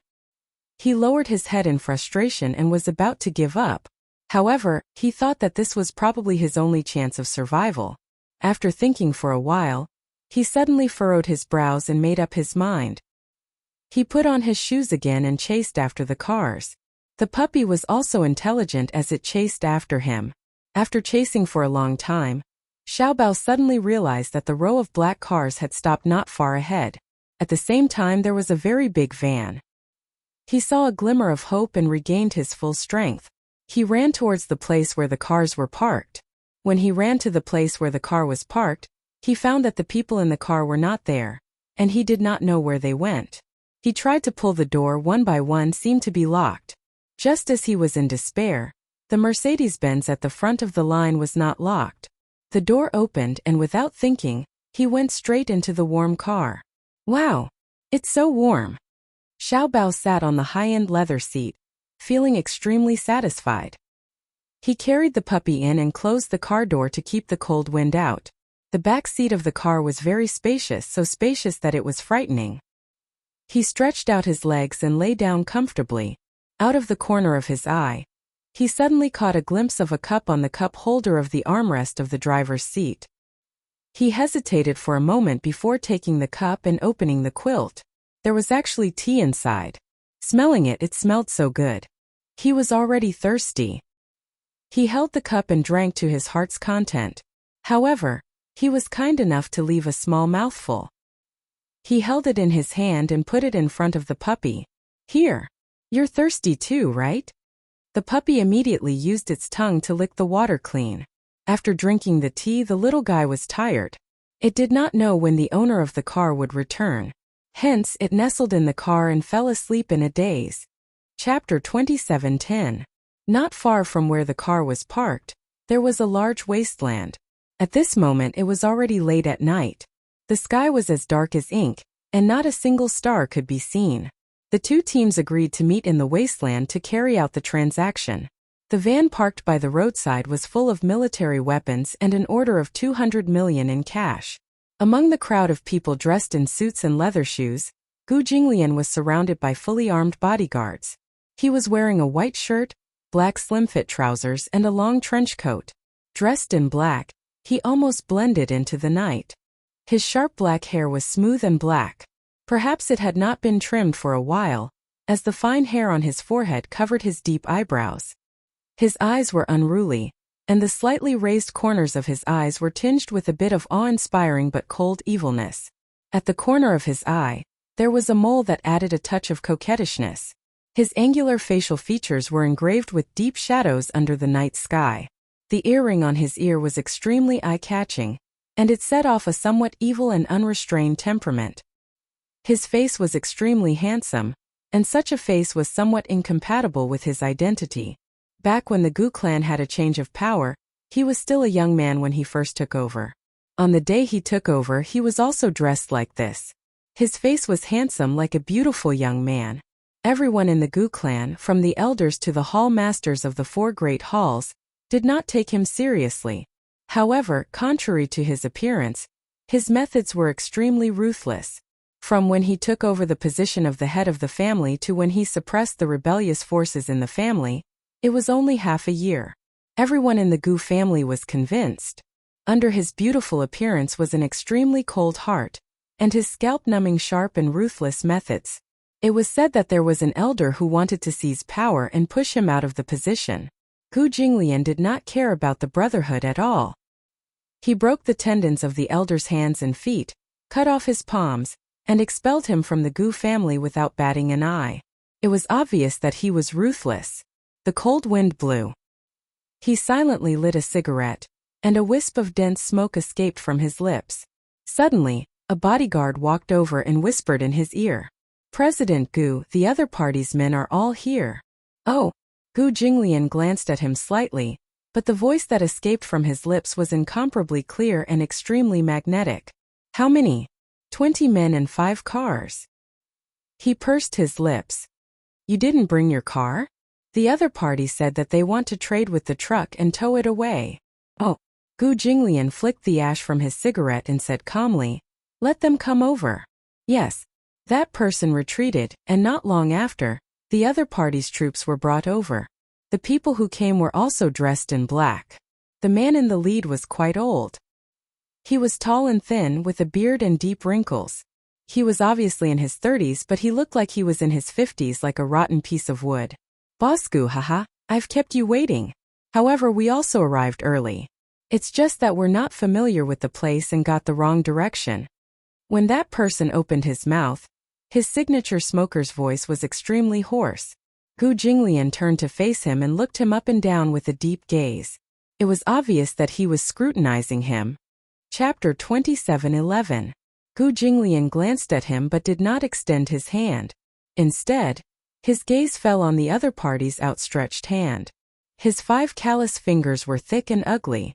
Years of smoking had turned his fingers yellow and looked a little dirty. Gu Jinglian was known for being a clean freak. He frowned in disgust and said coldly, "Your hands are really dirty." His tone was condescending and somewhat contemptuous. The man's face immediately showed some embarrassment. He already knew that Gu Jinglian was arrogant and did not take anyone seriously. Hence, he resentfully retracted his hand and tried to smooth things over. "Boss Gu is young and full of vigor. You're full of style." Gu Jinglian said expressionlessly, "There's no need for unnecessary pleasantries. Our time is precious.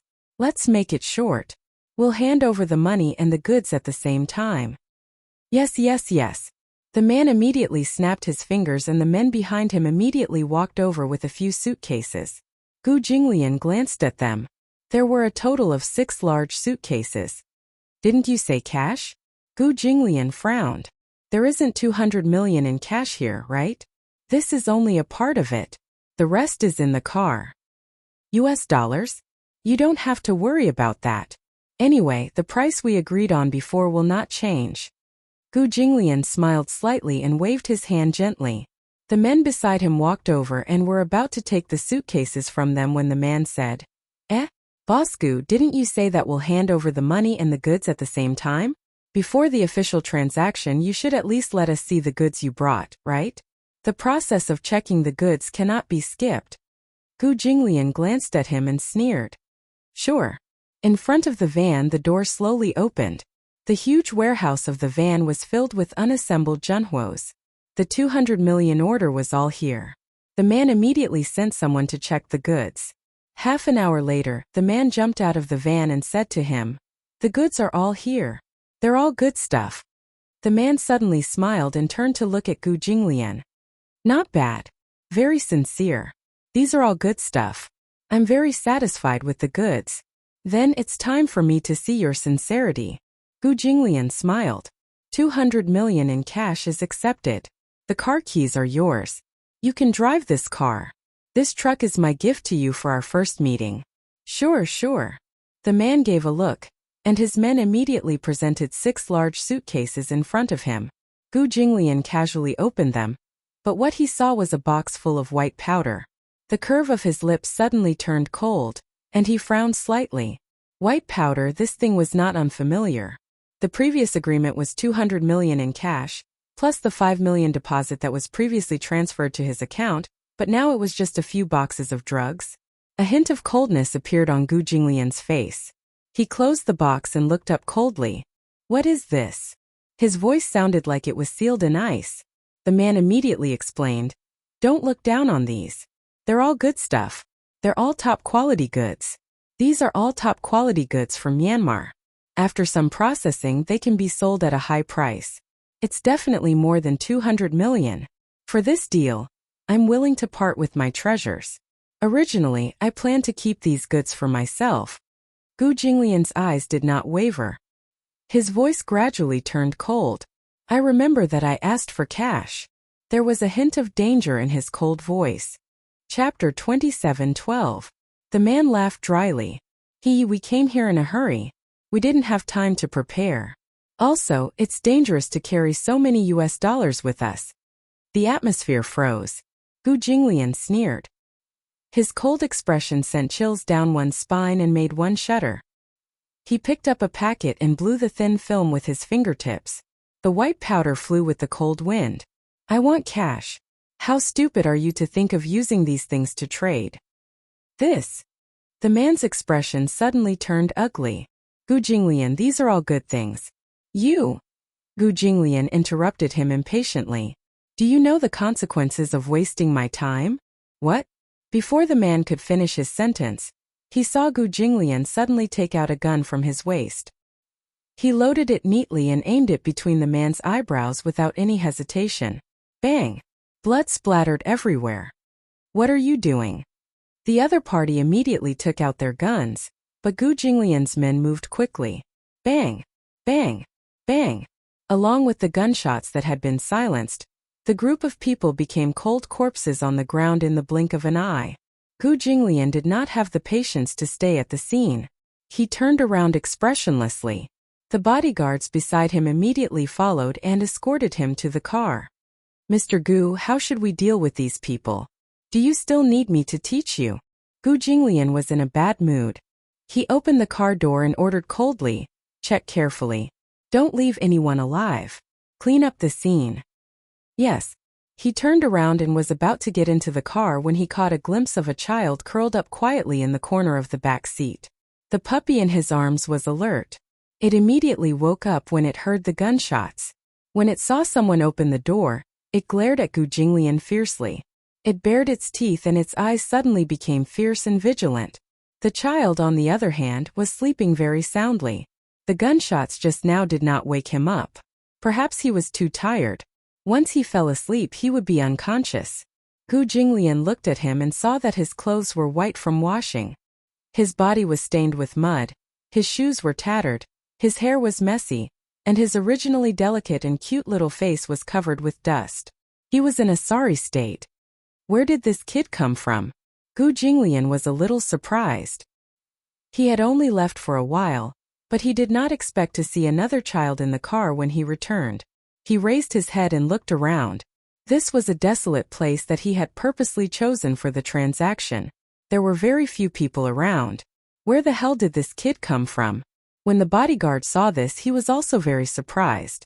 Just as he leaned over to wake the child up, the dog in Chu Xiaobao's arms immediately reacted and barked. The barking woke Xiaobao up. He suddenly opened his eyes and sat up straight. His clear and beautiful eyes met Gu Jinglian's. Ah!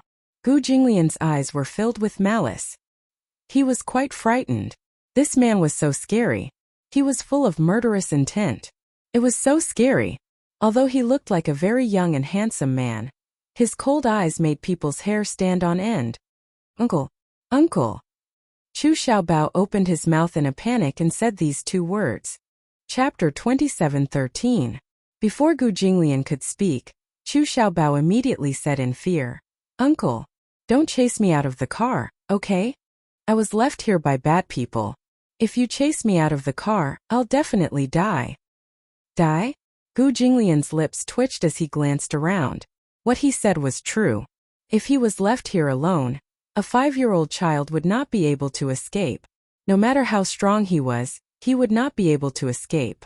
However, this child could not tell whether he was a good person or a bad person. How could he be so sure that he would not be sold elsewhere?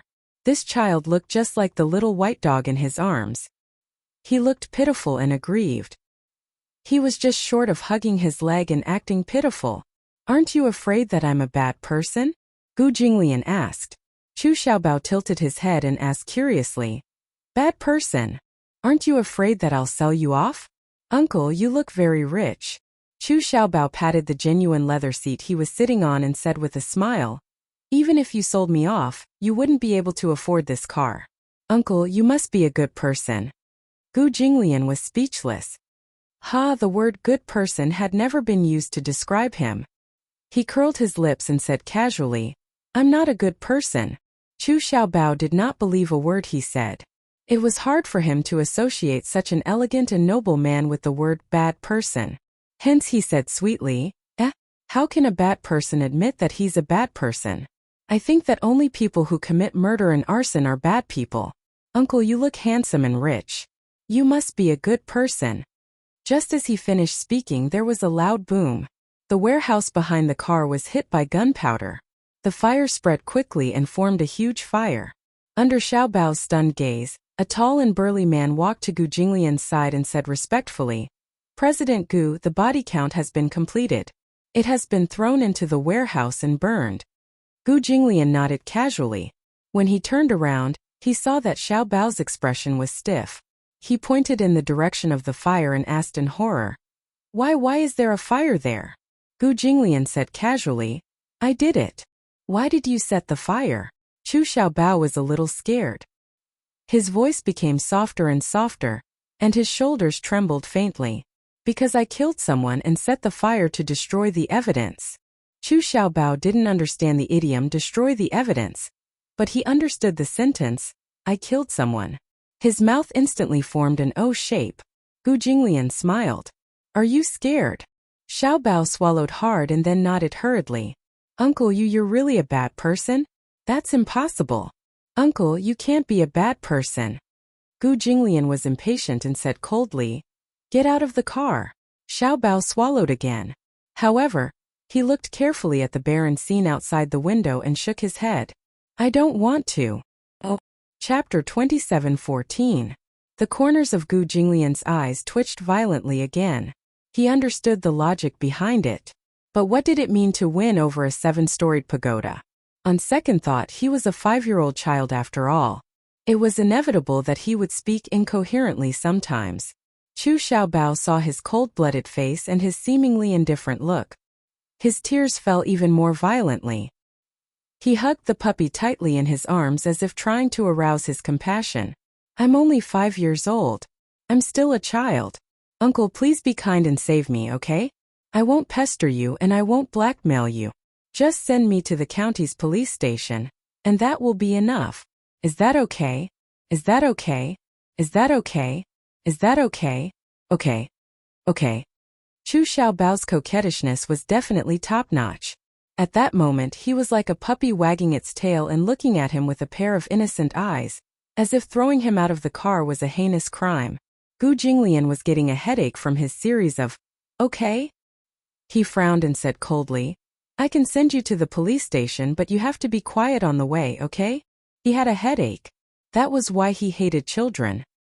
He was chattering like a noisy little bird, challenging the limits of his patience. Chu Xiaobao saw that he had finally agreed. His eyes lit up and his expression became lively in an instant. He nodded repeatedly. Okay. Uncle, don't worry. I won't disturb you. I'll be quiet and not talk. You just have to. Another long string of nagging. Gu Jinglian was annoyed. He got into the car and blocked his mouth with his slender fingers. He ordered fiercely, Shut up. Oh. Chu Xiaobao was frightened by his gloomy expression. He immediately zipped up his pants and made an okay sign with a clever smile. It's fine as long as you can send me to the police station.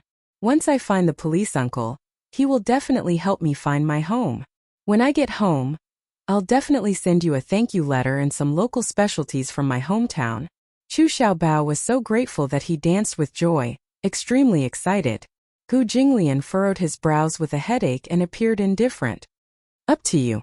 The car started. The chauffeur turned on the heater, and a warm breeze blew through the entire car, filling the air with warmth. Along the way, the carriage was quiet. Chu Xiaobao closed his eyes for a while. After being awakened, his spiritual energy became vigorous.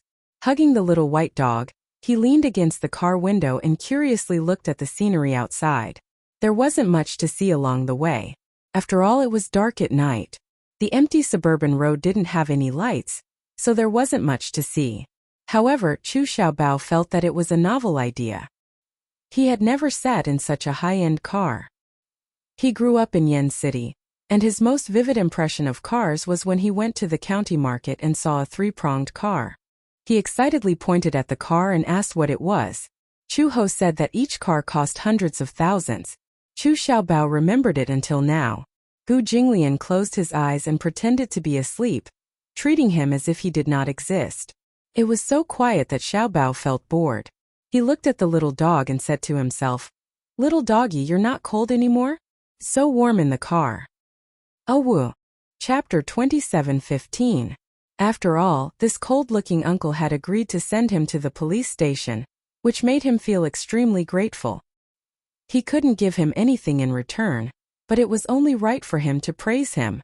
"You're tall and handsome. Many girls must like you." Oh, Chu Xiaobao played with the puppy's paws and smiled. "If only I could be as handsome as you when I grow up." Gu Jinglian, who was taking a nap, heard this and couldn't help but frown. "Uncle, are there a lot of girls who like you?" Chu Xiaobao saw that he had his eyes closed and was ignoring him, so he turned to look at him with his head tilted. This uncle is really very handsome. He was more handsome than many celebrities on TV.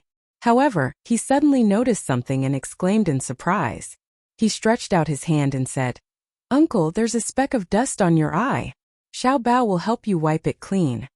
Then he crawled over, stretched out his chubby little hand, and used his fingertips to wipe the mole at the corner of his eye. He actually treated the mole at the corner of Gu Jinglian's eye as a speck of dust. Gu Jinglian finally couldn't take it anymore. He reached out to grab his little hand and glared at him coldly. "Do you want to die?" Oh, Chu Xiaobao trembled in fear. He was obviously helping him wipe off the dirt. He wasn't asking for death. He immediately explained weakly, "I saw something dirty on your face." The veins on Gu Jinglian's eyebrows twitched. He said eerily, "If you make any more noise, I'll throw you out of the car." Oh, Chu Xiaobao immediately retracted his little hand. He was so frightened that he sat up straight and looked straight ahead. Gu Jinglian crossed his arms in satisfaction. He really didn't like dealing with children. However, it seemed to be ungentlemanly to kick a child out of the car in the wilderness.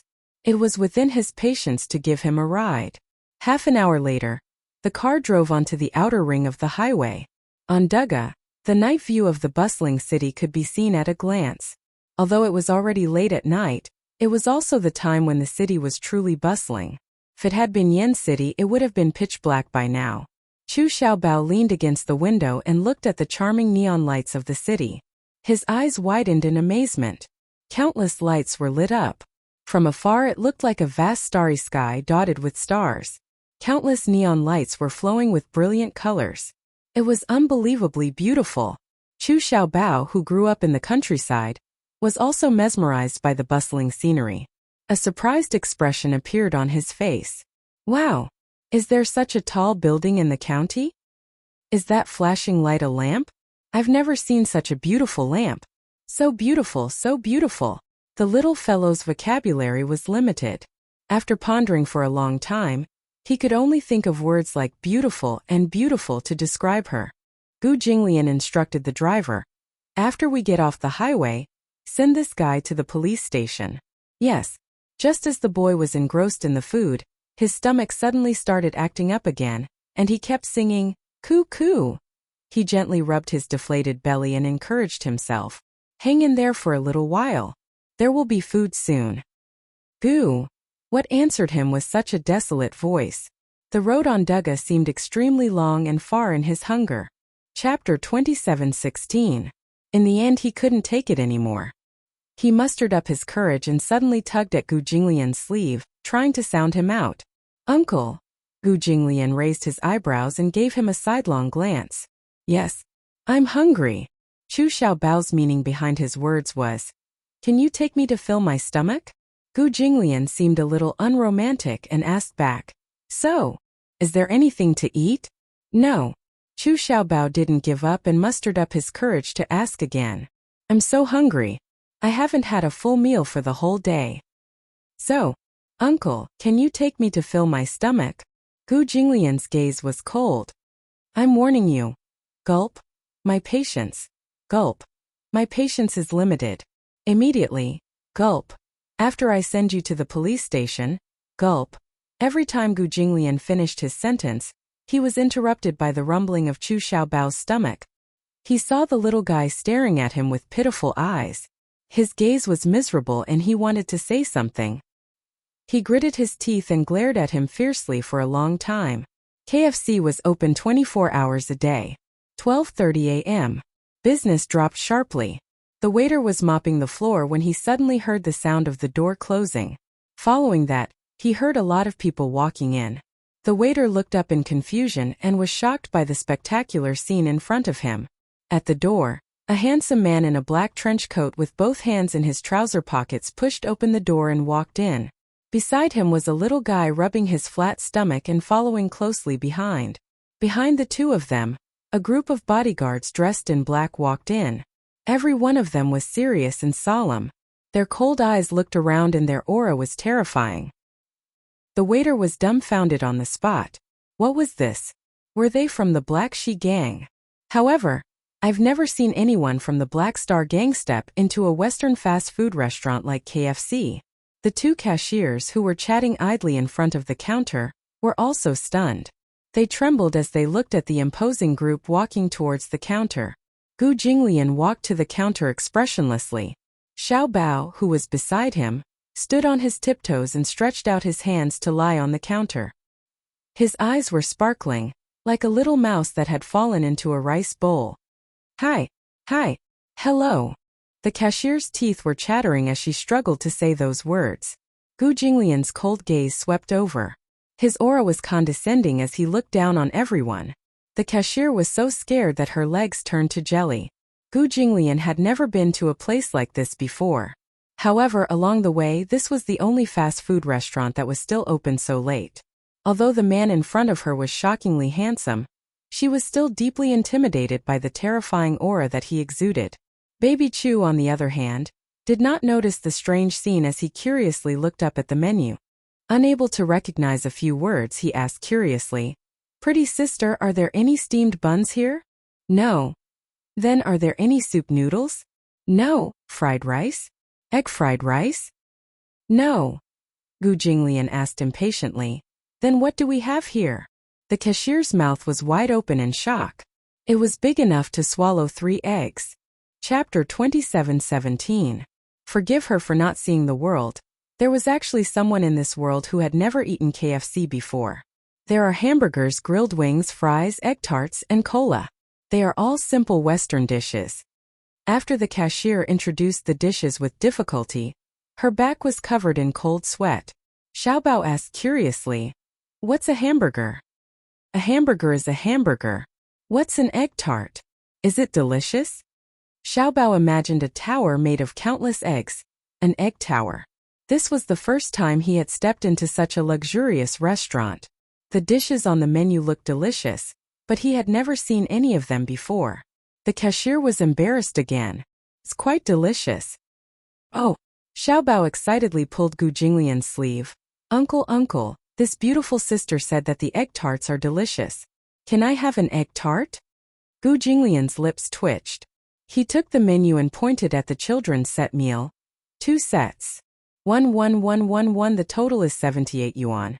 Cash or Alipay? As soon as the cashier finished speaking, a man in black suddenly strode over, took out his wallet, took out a bill from a stack of money, and handed it to the cashier. The cashier wished she could kneel on the ground to collect the money. After giving him the change while trembling with fear, Gu Jinglian walked to a booth. Baby Chu also skipped over, and the little white puppy followed with its tongue hanging out. After a while, the waiter served the set meal. The freshly made hamburger was soft and tempting. There were freshly squeezed fries, and cola with sparkling water. Everything was extremely novel in Xiaobao's eyes.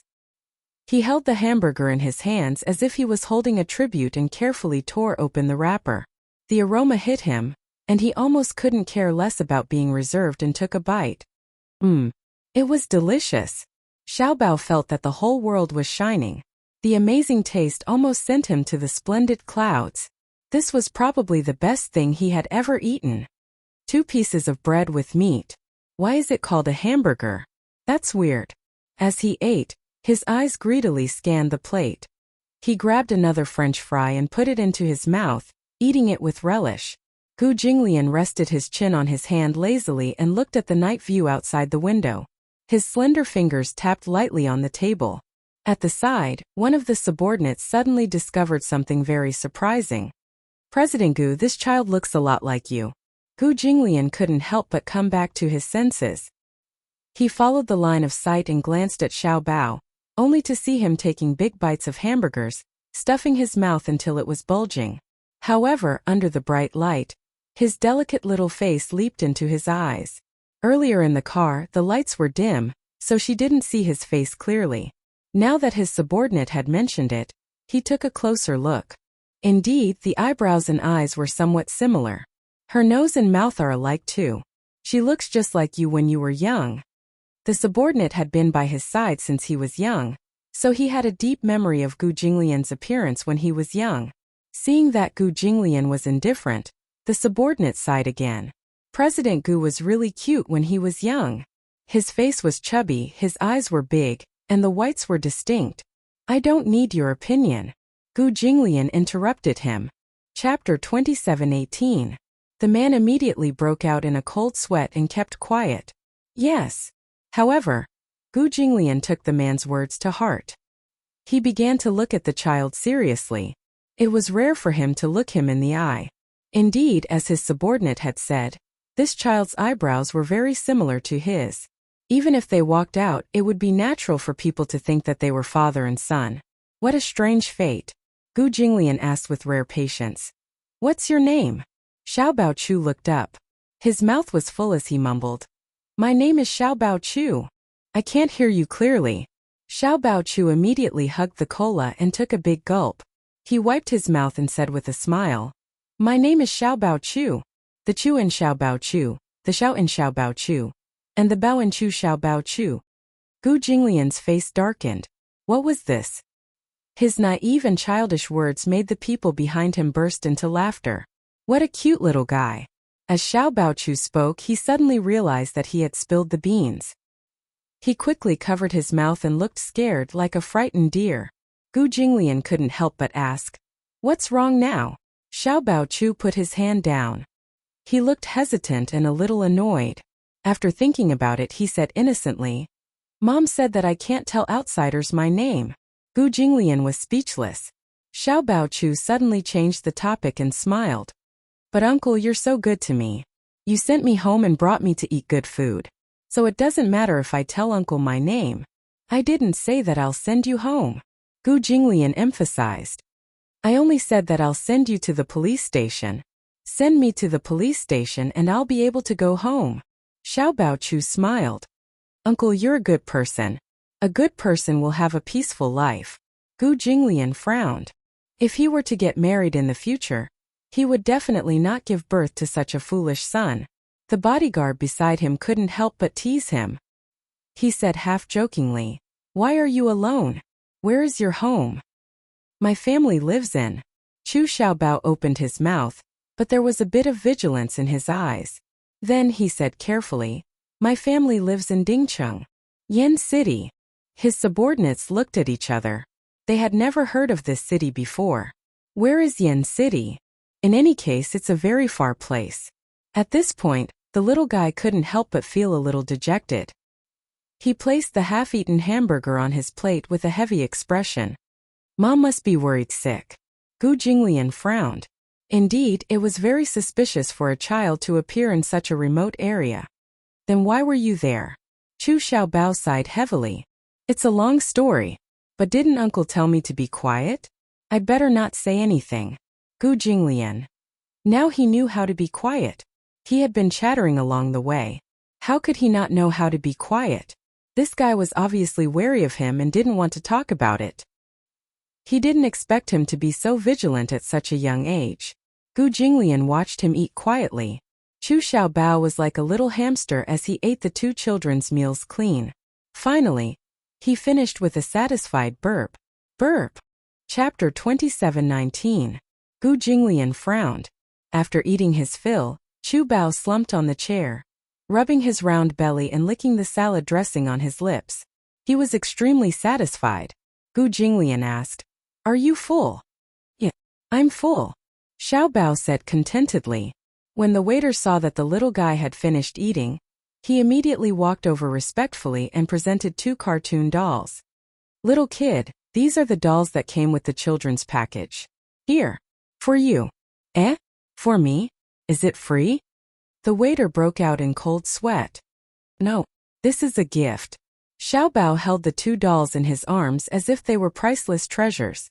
One was a Doraemon doll, and the other was a cartoon figurine with exquisite workmanship. "Thank you, Auntie." He smiled sweetly to express his gratitude.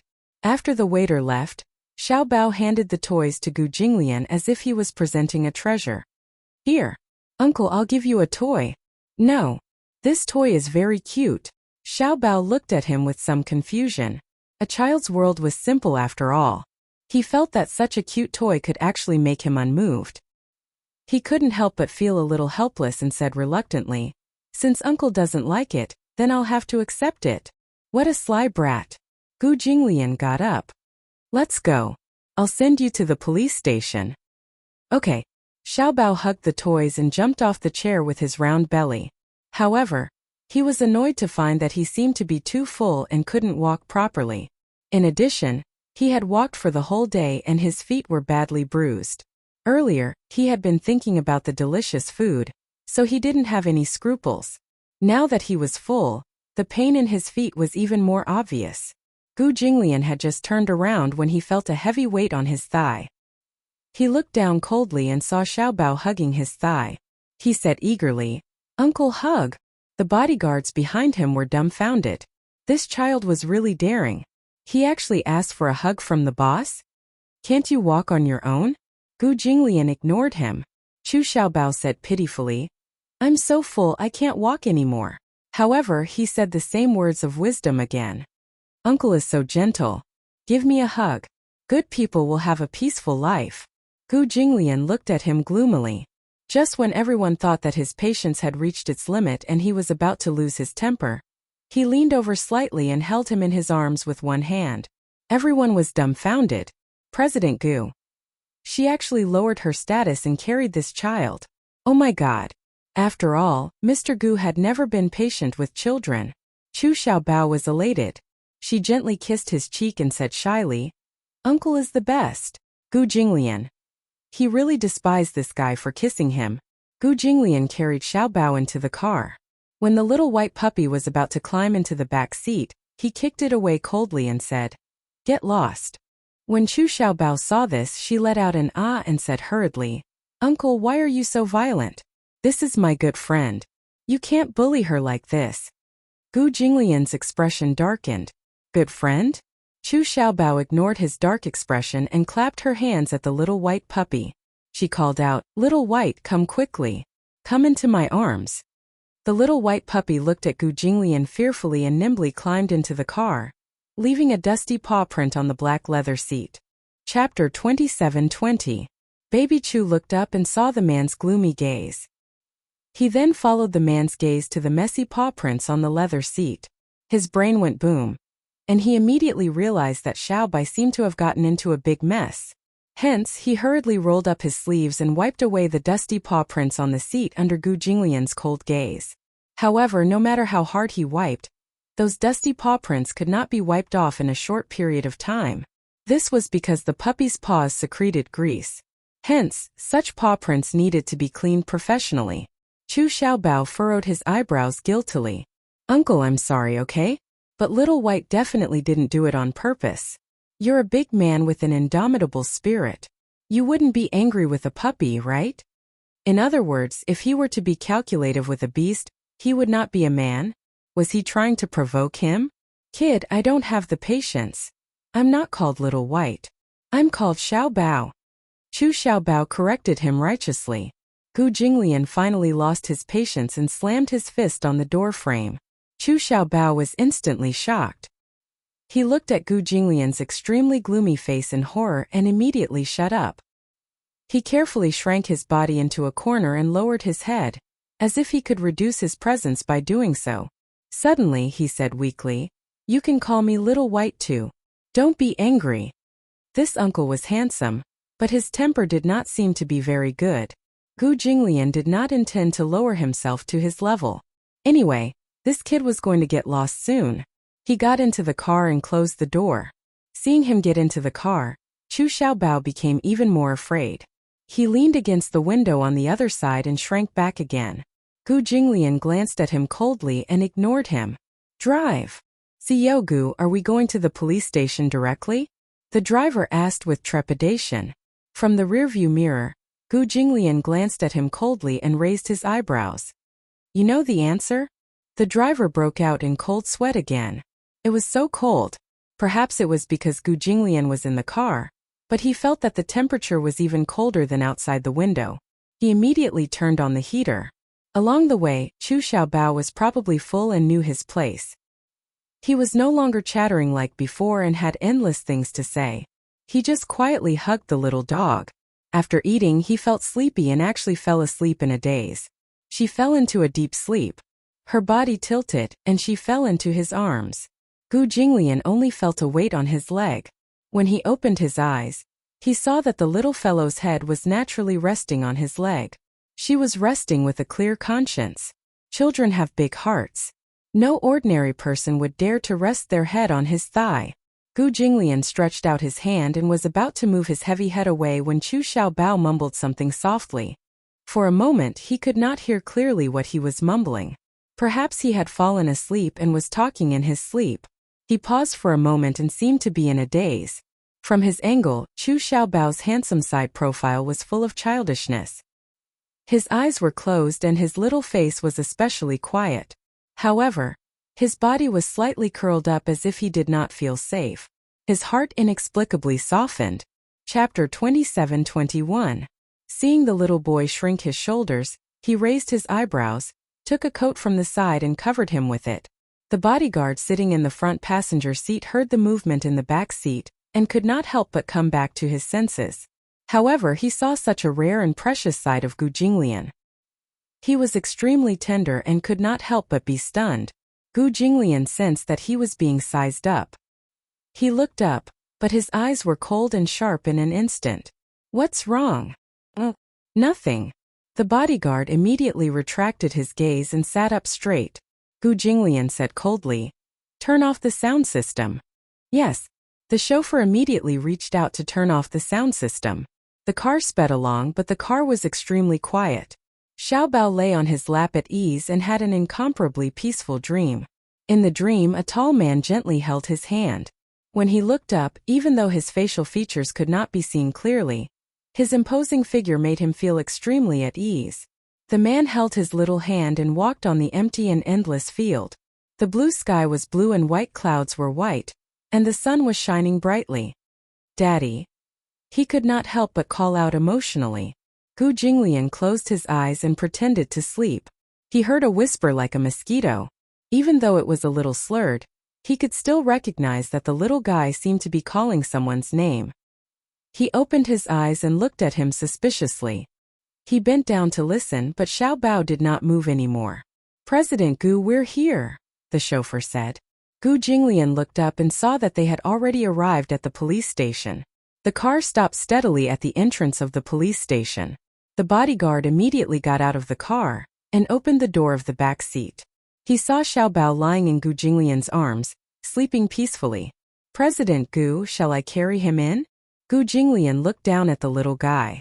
The little guy's expression was tranquil, and the corners of his lips were curled up as if he was smiling. Was he having a good dream? Seeing that he did not say anything, the bodyguard thought that he had acquiesced. He reached out to carry Xiaobao. Just as her hand was about to reach out, Gu Jinglian said coldly, "Wait." His voice was not loud, but it was very deep. and it had a deterrent force that made people unable to look at him directly. The bodyguard looked puzzled, but he heard him say, "Can't you see that he's asleep?" The bodyguard was at a loss. She fell asleep, and then what happened? Didn't he say that he wanted to send the child to the police station?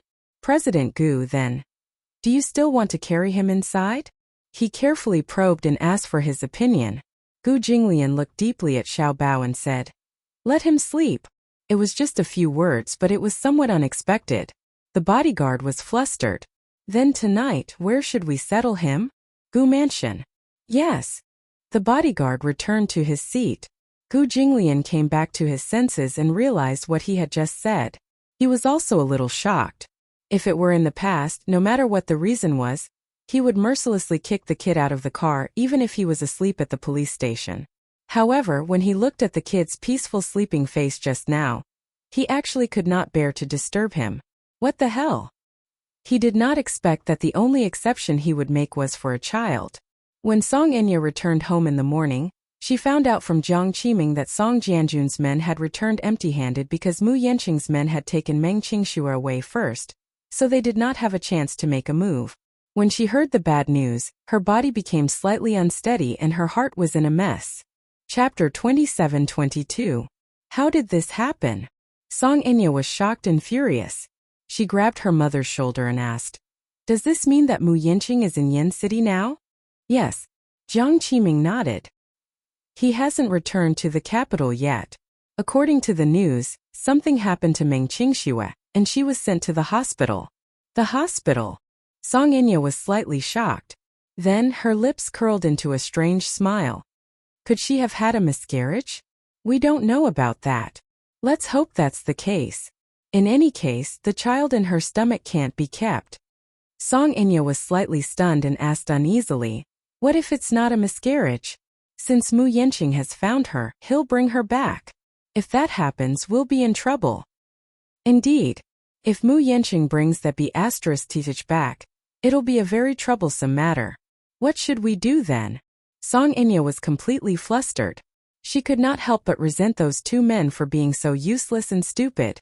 In the evening, when Song Zhenghua returned home, Song Enya immediately asked for his opinion. "Dad, how should we get rid of that little vixen Meng Qingxue?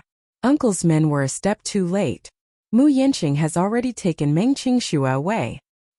He was probably the only one in the Song family who was clear-headed and rational right now." Song Zhenghua did not answer her directly. Instead, he asked sternly, "Where exactly did you go when you left the house in a hurry this morning?" "Yes." Jiang Qiming also thought of this problem. "I called you for breakfast this morning, but there was no one in the room. Where did you go so early in the morning?" When Song Enya heard this, she stammered, seemingly deliberately avoiding the topic.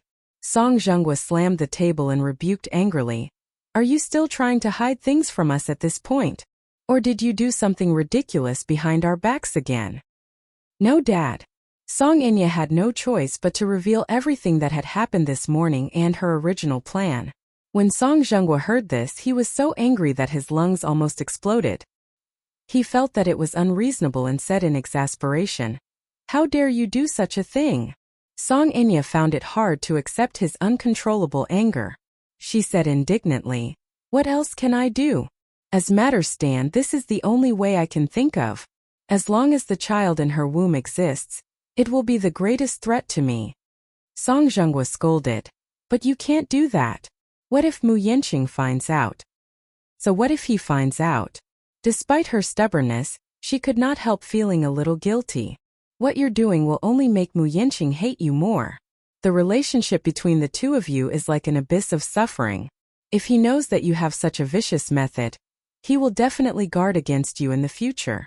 I think your cultivation is still too shallow. Once someone like you marries into a tiger's den like the Mu family, you will definitely be plotted against. Even though the Mu clan's momentum was in decline, everyone in the Mu clan had profound skills. You can't win. What can I do then? Song Enya said aggrievedly. We can't just keep that child, can we? Chapter 27-23. Song Zhenghua paused for a moment before continuing. Since he was willing to put down his pride and bring people to look for Meng Qingxue, you should know that this woman is not ordinary in his heart. It can be said that Meng Qingshua's status is much higher than yours. If she had some tricks up her sleeve, even if she didn't marry into the Mu family, she could still suppress you. That be asterisk T. Song Enya gritted her teeth in anger. Then what should I do? Since Mu Yanqing wants to bring Meng Qingxue back to the capital, why don't we let her come back? Are we just going to sit back and do nothing and let Mu Yanqing bring Meng Qingxue back to nourish the baby? Song Enya was puzzled. Song Zhenghua sneered and said viciously, there are thousands of ways to get rid of a child. Why are you in such a hurry?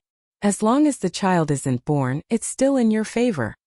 Song Enya turned her head away angrily. Song Zhenghua's tone softened a little as he sighed. Your brother has no future in life after that accident. As for Enshi, she's still too young and insensible. In the entire Song family, I'm counting on you. Dad. Song Enya's eyes reddened. I feel that this is the worst kind of life. Who do you think is to blame now that things have come to this? At the mention of this, Song Zhenghua was furious. You clearly have such a good hand, but you brought this upon yourself. Back then, I advised you to let go of Muyaja, but you refused to listen. Song Enya knew that she was in the wrong. In the future, listen to me. Don't be stubborn and act rashly. I won't harm you. You're still young. Don't be stupid in the future. Song Enya gritted her teeth and suddenly said, I understand. The night was dark and the wind was biting cold.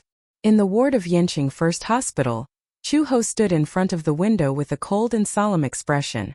However, although he looked calm on the surface, the uneasiness in his heart was growing. She was a very calm person. Even if she encountered great danger, she would still be able to maintain her composure. However, after Xiao Bao went missing, she started to panic. However, compared to ordinary mothers, she did not show hysterical panic, nor did she fall into a state of madness and uneasiness. The worst thing was that when she was pouring water, she had a lot on her mind and accidentally spilled the water on the ground. It wasn't that she wasn't anxious, but she knew that meaningless panic was meaningless. She had to be more rational to keep a clear head. It had been 24 hours since Chu Xiaobao went missing. She didn't report the case because even she couldn't provide any clues. Without any clues, even if she started an investigation, there wouldn't be any progress. In the morning, she rushed to the police station to investigate his whereabouts. However, she found that she didn't even have a clue. Find? How could they find him? Black Dragon Pool Village was a backward village. There were no surveillance cameras. Even on the roads there were very few surveillance cameras, except for those that violated the rules. In addition, she didn't know anything about the car, even if she only knew the license plate. Chapter 27-24. When Chu Ho returned, Meng Qingxue had just had her blood drawn and had fallen asleep. Mu Yanqing, on the other hand, had been keeping watch in the ward. This man's patience was beyond her expectations.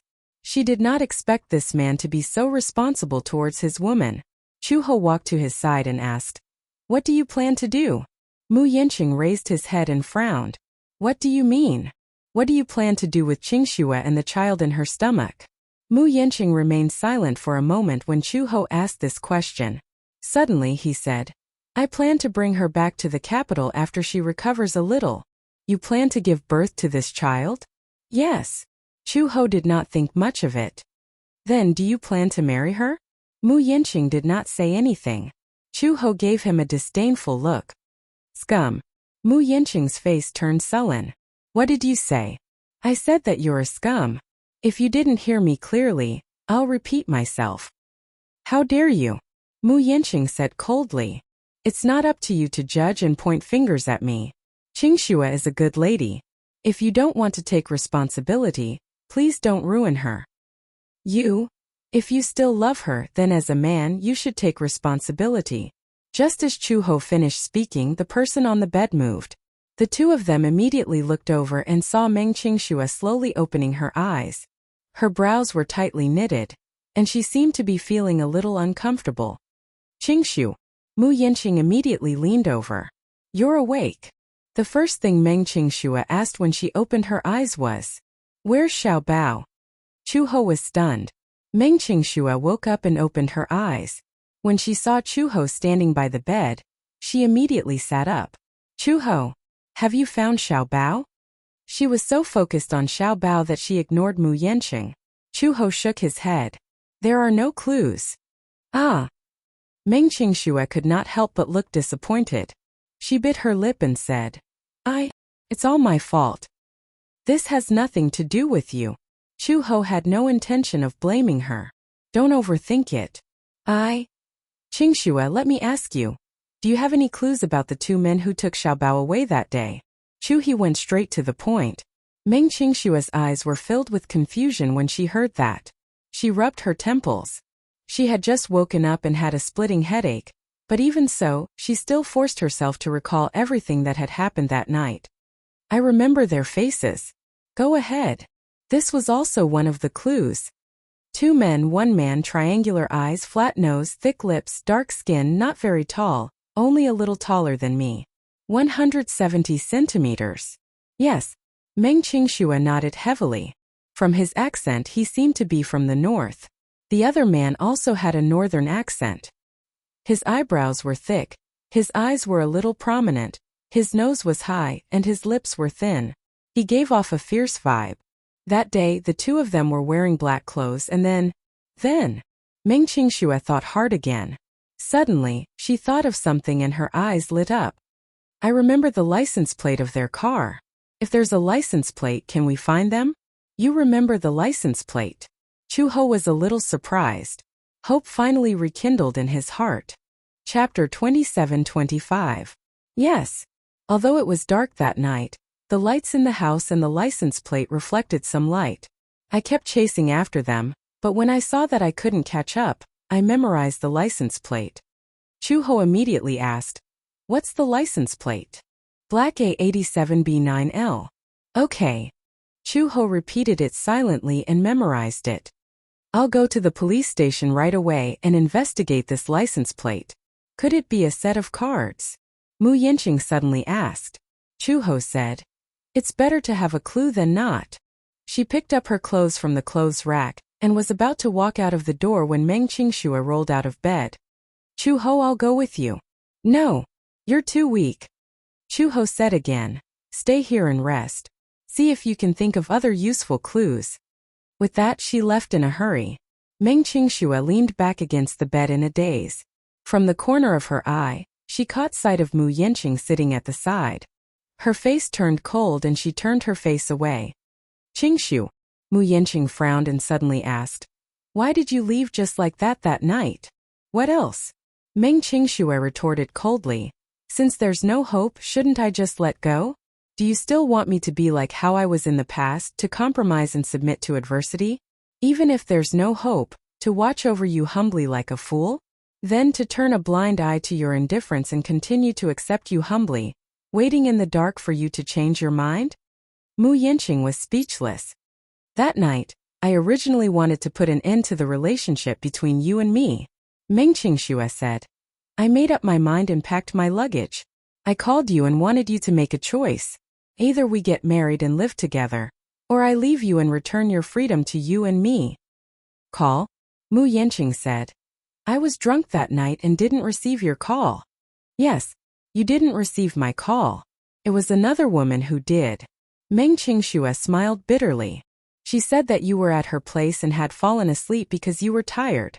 Was I supposed to foolishly pretend that I didn't know? Then, like those concubines in ancient times, wait for you to come back from another woman's side before pampering me. Mu Yanqing was suddenly jolted. He remembered that he was at Song Enya's place that night. Could it be that Song Enya had said something to agitate her, causing her to leave in a rage? What did she say to you? I forgot. I don't want to remember it either. Meng Qingxue appeared very aloof. Mu Yanqing explained. Nothing happened between us that night. Do you think I'll believe your one-sided story again? When did I lie? What you did is what you did. And what you didn't do is what you didn't do. Meng Qingxue smiled. Do you dare to swear? If an oath really comes true, I can swear. Meng Qingxue. Mu Yanqing continued. Qingxue, come back to the capital with me. Don't worry, I will take good care of you until you give birth to the child. I will take on the responsibility of a father and raise the child well. Then, Meng Qingxue took a deep breath and asked calmly, "Will you take on the responsibility of a husband?" Chapter 27-26. Yes, you're willing to take on the responsibility of a father, but you won't marry me in the end, right? Meng Qingxue glared at him angrily. She could not take it anymore when he did not say a word. Say something. If you don't care about status, I can bring you back to the Mu family. However, you know that I'm engaged. I can't take you as my wife, but I can give you everything except status. A good life, food, clothes, and necessities you can definitely. Shut up. Meng Qingxue widened her eyes and forced her tears back. She suddenly felt that it was ridiculous and laughed out loud. Accept status? So what you mean is that I can live by your side like a mistress and receive your love without being exposed. Meng Qingxue grabbed a pillow beside her and threw it at him fiercely. She screamed hysterically. Mu Yanqing, why do you always say such things so confidently? A good life? Glory and wealth? You know that I don't care about these things. Qingxue. Let's cut off all ties. Meng Qingxue suddenly burst into tears. I don't want to love you anymore. I don't want to live that kind of life anymore. I don't want to see the light of day like a pitiful worm. Mu Yanqing bit his lower lip hard. It was not that he was unwilling to marry her. It was just that he did not have Mu Yaja's boldness. Yes, he loved Qingxue. Perhaps it was only when he lost her that he realized what kind of person she truly wanted. Meng Qingxue's name had already occupied his heart. If he could, he also wanted to marry her in a grand and glorious manner. However, the Mu family's door was not open to him. He could not marry Meng Qingxue just because he wanted to. The Mu family paid attention to family background. What kind of background did Meng Qingxue have? Just her identity as a young model was enough to hit him back with a stick. However, he really could not give up on her. Qingxue, I promise you that I'll cut off all ties with any woman. I won't be a playboy anymore, and I won't touch other women. I will love you, only you, but I can't marry you. My family background, my identity, it's destined that you won't be able to marry into the Mu family grandly. But second uncle has already promised me. When the time comes, I'll marry you into the Mu family. Although you won't be my official wife, you'll still be my woman. Concubine. Meng Qingxue asked back. Her eyes were like a dead pool, dim and lifeless. Mu Yanqing's heart ached as he looked at her despairing expression. Qingxue, Meng Qingxue sneered and interrupted him. Mu Yanqing, you always have 1,000 ways to trample on me. She suddenly stared at him, gritting her teeth as she asked, Do you have a heart? Do you know that when a person is sad, their heart will really hurt? Her questioning made him a little irritated, and his mind was in a mess. He suddenly stood up and his attitude became more resolute. I'll bring you back to the capital. What? I'll give you one night to think about it. Qingxue, you can't live without me, and I can't live without you. With that, he turned around and left the ward. Meng Qingxue stared blankly at his back view as tears rolled uncontrollably from her eyes. After all, he was that selfish. He had never really cared about her feelings. Chapter 27-27. Chu Ho took the license plate and went to the police station to investigate. Soon, she found out the whereabouts of the van. After the van left Heilongtan village, it drove from the provincial road to the Jinghan Expressway. It was 6 o'clock in the morning when it finally arrived in the capital. Then the van drove to a remote area. The next route was from the Jinghan Expressway to Yishan City. After that, there was no further movement. Other than a few violations of the van, there were no other clues. However, such clues were valuable enough. At least the license plate was not fake, and the van matched the clues provided by Meng Qingxue. At least they knew that the van was in the vicinity of Yishan City. However, when Chu Ho proposed to arrest the suspect, the police officer who was working with her seemed to have some doubts. Chu Ho, this matter must be reported to the bureau chief. The process of arresting the suspect is very complicated, because these funds have to be approved by the bureau chief before the manpower can be mobilized. The problem is that the bureau chief is on a business trip and is not in the station. Even if the proposal is handed to him, the approval process is very complicated, and it may be rejected. This will delay the process for a long time. If you are willing to pay for it yourself, then it's a different story. Pay for it myself? Yes. For example, for the manpower that will be mobilized, you will pay for it. The police station will provide the manpower, and you will pay for it. However, the clues are limited. Even if you bring a large group of people to Ishan City, you may not be able to arrest the suspect. Chu Ho's face stiffened. Yin City is a small county after all. The annual funding from the provincial bureau is limited. The bureau chief will not approve this proposal. Are you sure that Xiao Bao is really in this van? I'm sure. Chu Ho seemed to be struggling. I'm also willing to pay for it. How much will it cost? The police officer pondered for a while and made an estimation. Then he said, a conservative estimate would be 100,000? 100,000? Chu Ho was a little stunned. Yes. Chu Ho's face became even more serious. If the suspect changes his target and we rush to Ishan City and return empty-handed, this money will be wasted. Chu Ho suddenly grabbed his collar and said coldly, this has nothing to do with money. Even a few million isn't as important as a single strand of Xiao Bao's hair. Chu Ho, don't be agitated. Calm down. My son is missing. How can I calm down? I'm already calm enough. Then, if you're willing to pay for an interprovincial arrest at your own expense, I can report it to the captain and ask him to dispatch manpower. But I don't have the money.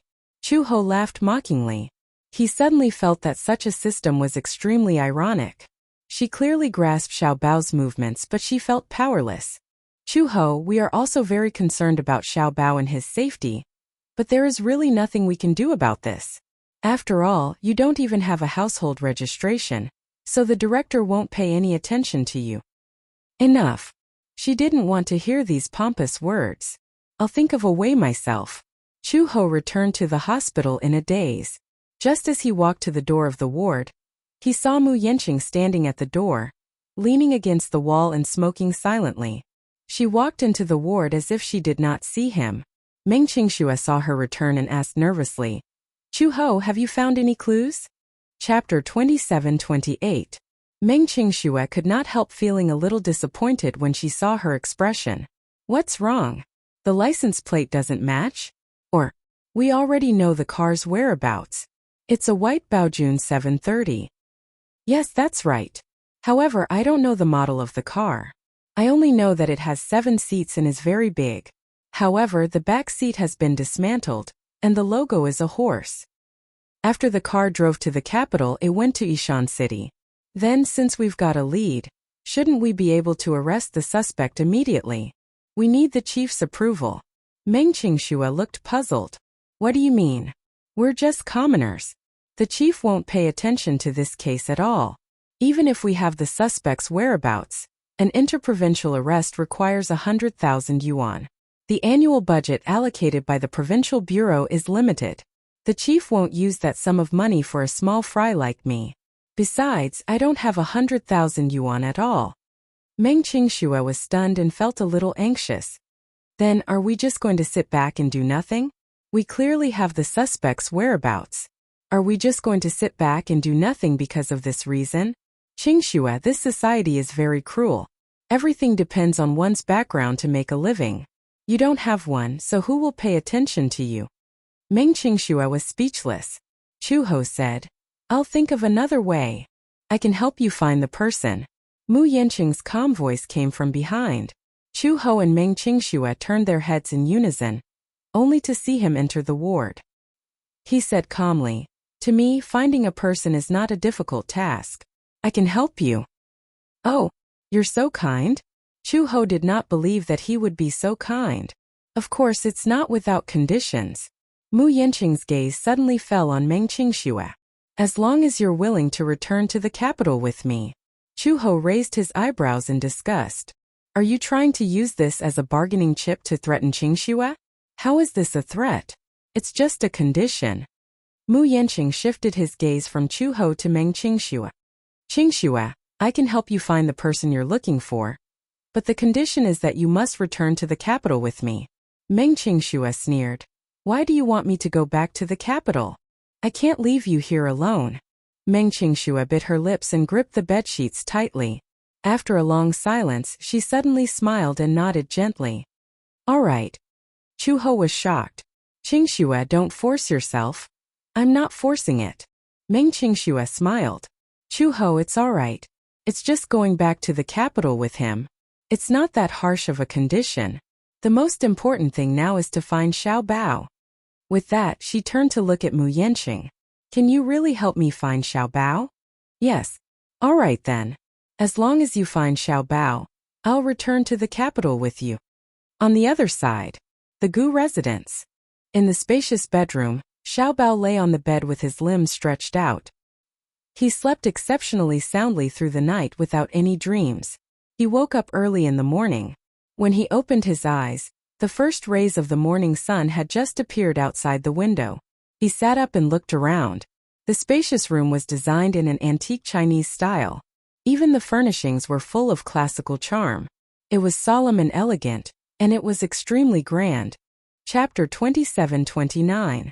It must have been sent by that kind-hearted uncle, right? He didn't throw him to the police station? He got out of bed and walked out of the bedroom. This was a very large suite. Other than the bedroom, there was a living room, a study, and a large bathroom.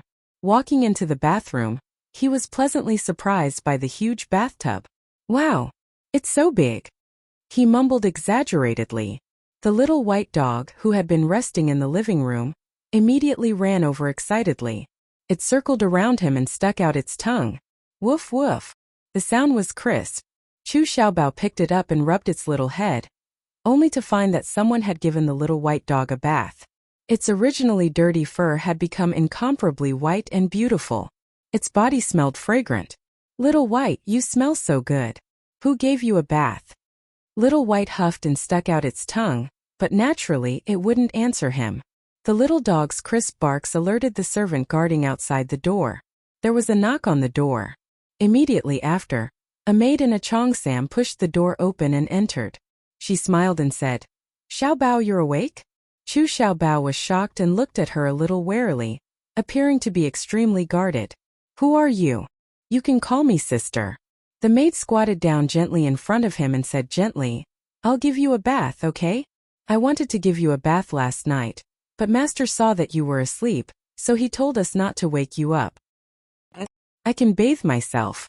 I don't need your help. Gu Nianji was young, but since he was young, he had been taught that there were differences between men and women. Naturally, he would feel shy when a woman of the opposite sex bathed him.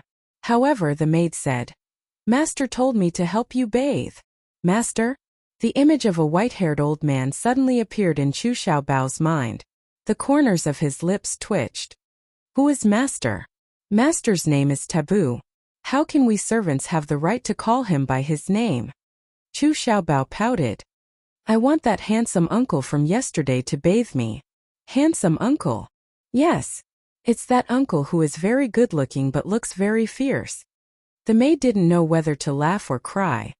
Xiaobao, the man you're talking about, is it Master? Chu Xiaobao was speechless. He's not old. He's clearly very young. The maid didn't know whether to laugh or cry. This Master was not referring to the old grandpa. In the Gu residence, everyone in the Gu family had to respectfully address Gu Jinglian as Old Master.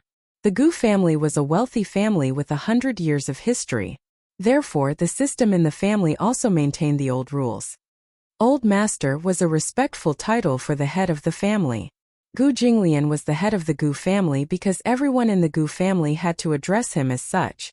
Master is still resting, let me wash you. No. Chu Xiaobao lowered his head awkwardly, his face red. If you bathe me, I'll feel weird. Then, I'll stand aside and watch you. How about you wash yourself? The bath was very deep. If such a young child were to slip, it would be very easy for him to drown. She had this concern. Chu Xiaobao reluctantly agreed. The maid carried him into the bathroom, ran a bath of hot water for him, and carried him in.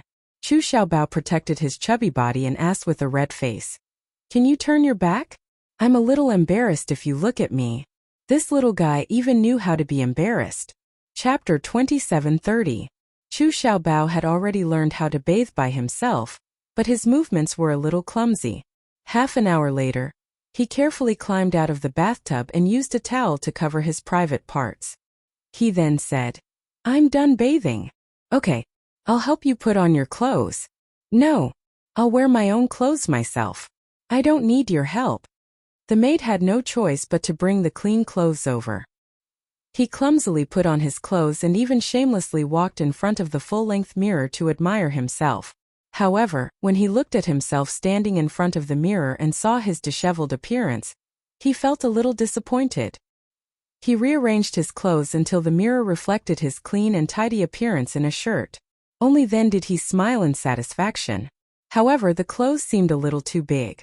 In fact, these clothes were not bought according to his size.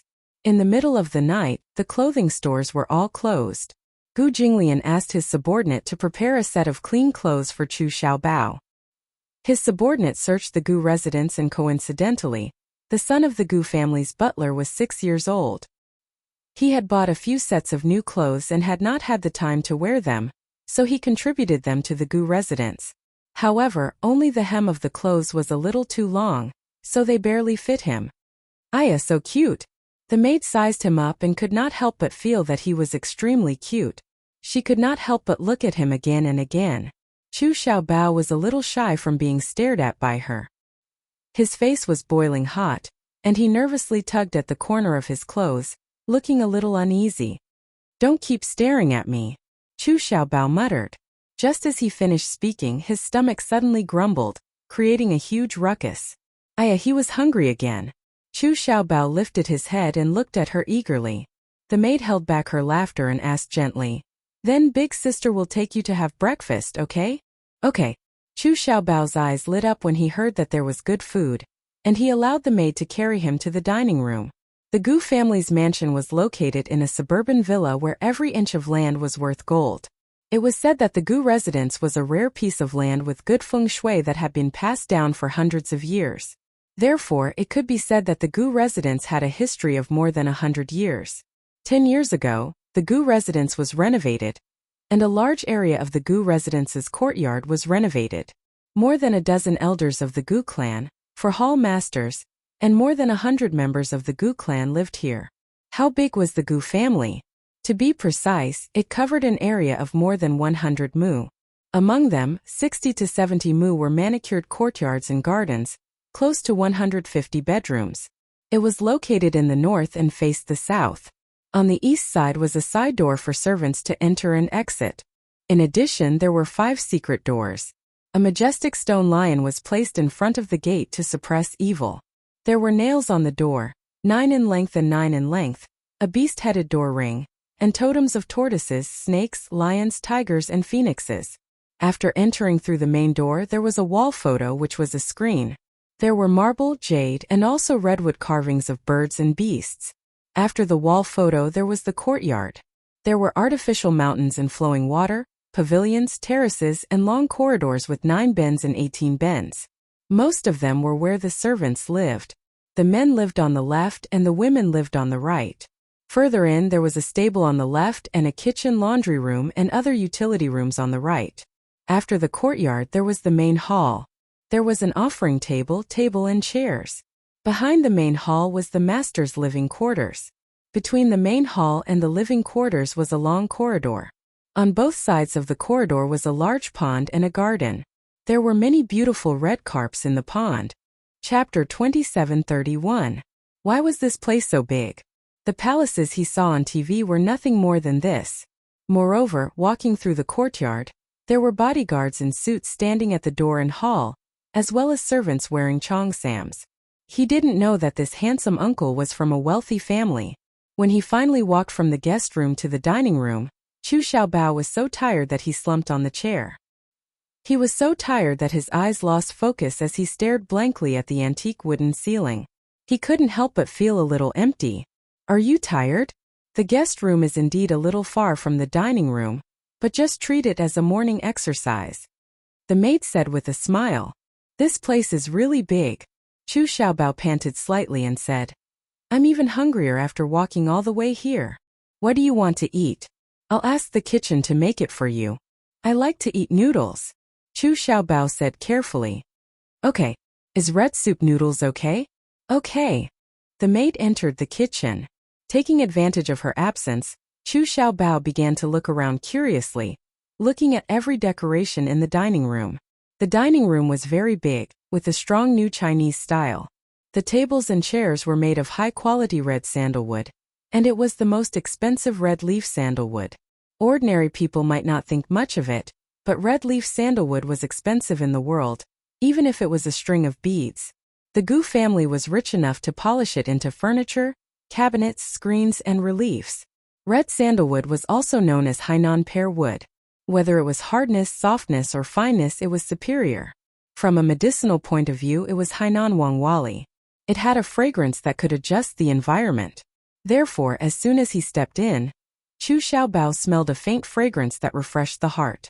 The ceiling was made of black rosewood from Laos. Authentic black rosewood was sold for 6 figures per ton in the market. Authentic black rosewood from Laos was the best. The black rosewood here was also called big leaf red sandalwood. In fact, it was originally called big leaf red sandalwood, but later came out of the national standard. In the national standard, big leaf red sandalwood was called black rosewood, so now the standard name was black rosewood. It was very expensive. The Gu family was rich enough to make a large number of hanging ceilings.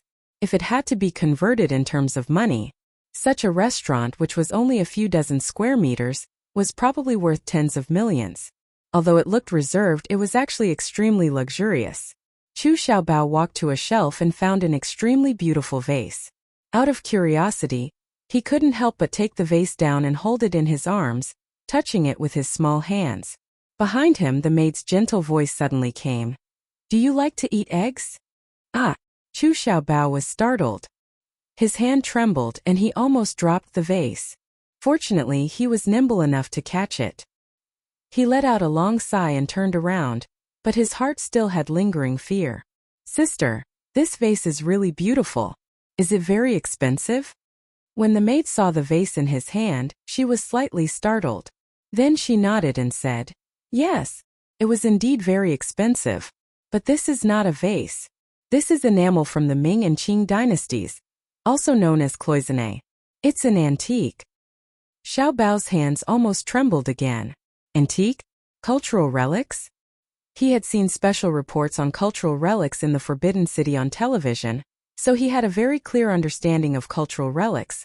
Cultural relics were priceless. It must be worth a lot of money. He tried to probe. Chapter 2732. If it's put up for auction, it'll start at a few million yuan. The maid smiled as she introduced it calmly. Chu Xiaobao held his breath for a moment. He put the enamel back in its original position in trepidation, feeling like he had just survived a disaster. If he hadn't caught it in time just now, would he have to pay for it? But he had seen on TV that those relics were carefully placed in glass cases. No matter how bad it was, it wouldn't be placed so randomly, right? What if an antique vase was placed in the dining room and someone accidentally broke it? Chu Xiaobao asked with lingering fear. Since this is an antique vase, why is it placed here so casually? Shouldn't it be more particular and be worshipped properly? The maid said disapprovingly, "Old master ordered this antique to be placed here." Why? Chu Xiaobao was even more confused. As old master thought it would look good here. What kind of reason was that? This handsome uncle was so rich that he didn't even care about antiques and placed them casually. He didn't feel the pinch even if they were broken. He was so envious. If he was so rich, he could eat 10 sanding buns every morning. He wouldn't have to worry about saving money for lunch. He could eat and drink as much as he wanted. If he was as rich as this handsome uncle, wouldn't he be able to eat all the delicacies in the world? Forgive him for being so useless. As long as he could eat his fill, wear warm clothes and have an endless supply of delicious food every day, he would feel very happy. When Gu Jinglian woke up, it was 9 o'clock in the morning. His biological clock was very punctual. It was 9 o'clock in the morning. When the butler brought his clothes over, he couldn't help but ask, "Where's the child from last night?" "Old master, the child woke up very early and is having breakfast in the dining room now." Gu Jinglian raised his eyebrows slightly. However, he heard the butler say, "Old master, what should we do with the child?" Since he was awake and had eaten his fill, it was time to send the little guy away. He had already made an exception to let him stay at the Gu residence last night. Hence, Gu Jinglian instructed, after breakfast, Send someone to take him to the police station. Master, won't you see him again? That child seems to be clamoring to see you. There's no need for that. It's hard not to feel annoyed when I see it. Yes, I understand. The butler nodded and retreated. Gu Jinglian held his head lazily and got out of bed. He walked to the living room and sat on the sofa. He took a sip of the tea that the housekeeper had just brewed. He was used to being particular about tea in the morning. He had a bad stomach. Therefore, in the morning she was used to brewing a cup of black tea. It was warm and very nourishing for the stomach. Gu Jinglian felt relieved when he thought about how he was going to send the child away this morning. His ears finally had some peace and quiet. After Chu Xiaobao finished his breakfast, he heard the housekeeper say that he was going to be sent to the police station. However, he was a little reluctant and looked depressed. What about that handsome uncle? I want to find him. Master still has something to do after breakfast. It's not convenient for him to send you to the police station, so he ordered me to send you there. Chapter 27:33. He lowered his gaze in disappointment, as if he was a little sad. He couldn't help but feel a little lonely. Does handsome uncle hate me? Does he find me annoying? Oh. The old butler was slightly startled. He didn't know whether to laugh or cry. The child's thoughts were more meticulous than he had imagined. Master had never liked children. He had never been patient with children. Master liked cats and had a completely black cat by his side. When he was free, he would carry the black cat and take a walk in the yard. It could be seen that Master's personality was more of a loner. He didn't like children. However, he couldn't say it in front of Chu Xiaobao. Otherwise, it would inevitably hurt the child's heart. He's just a little busy. The butler comforted him kindly. Master has a lot of work to do, so he can't personally send you to the police station. Oh, all right then. Chu Xiaobao nodded. He smiled slightly and said politely, "Thank you, grandfather. It's nothing. This is my duty." The butler liked this child from the bottom of his heart. It was not because of any other reason, but because this child's facial features were very similar to Master's when he was young, especially that pair of eyes. Although they were not the same, they were very similar. The most different thing was that when Gu Jinglian was young, his eyes were extremely indifferent, as if they were condensed with an ethereal mist. However, this child's eyes were extremely clear and had a kind of spirit and alertness unique to children. One look and one could tell that he was an intelligent child. It had to be said that this was a kind of fate. The butler prepared a small bag for him. It contained some snacks and desserts, as well as some water. When he arrived at the police station, he probably wouldn't have such good conditions. After all, the police station was busy with their own matters and couldn't take care of him. He was afraid that the child would be hungry in the police station and no one would take care of him, so he thoughtfully prepared snacks and drinks.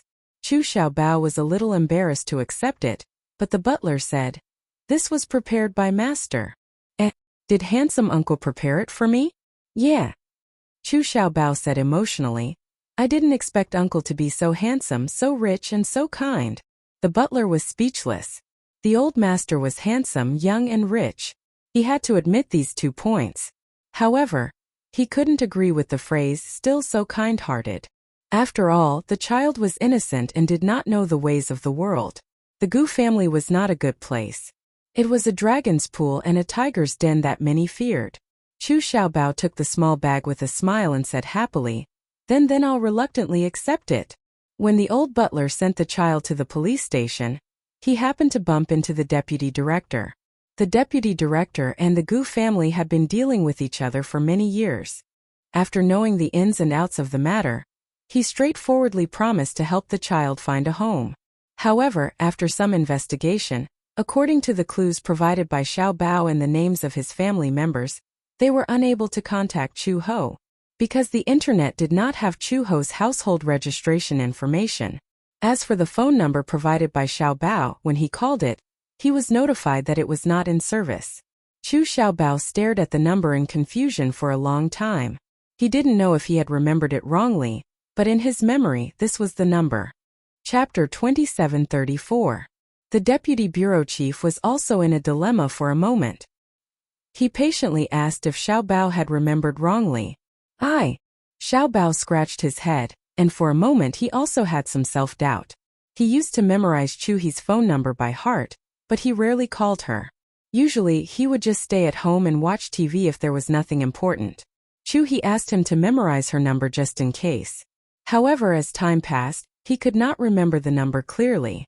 When he tried to recite it with difficulty, it was indicated that the number was no longer in service.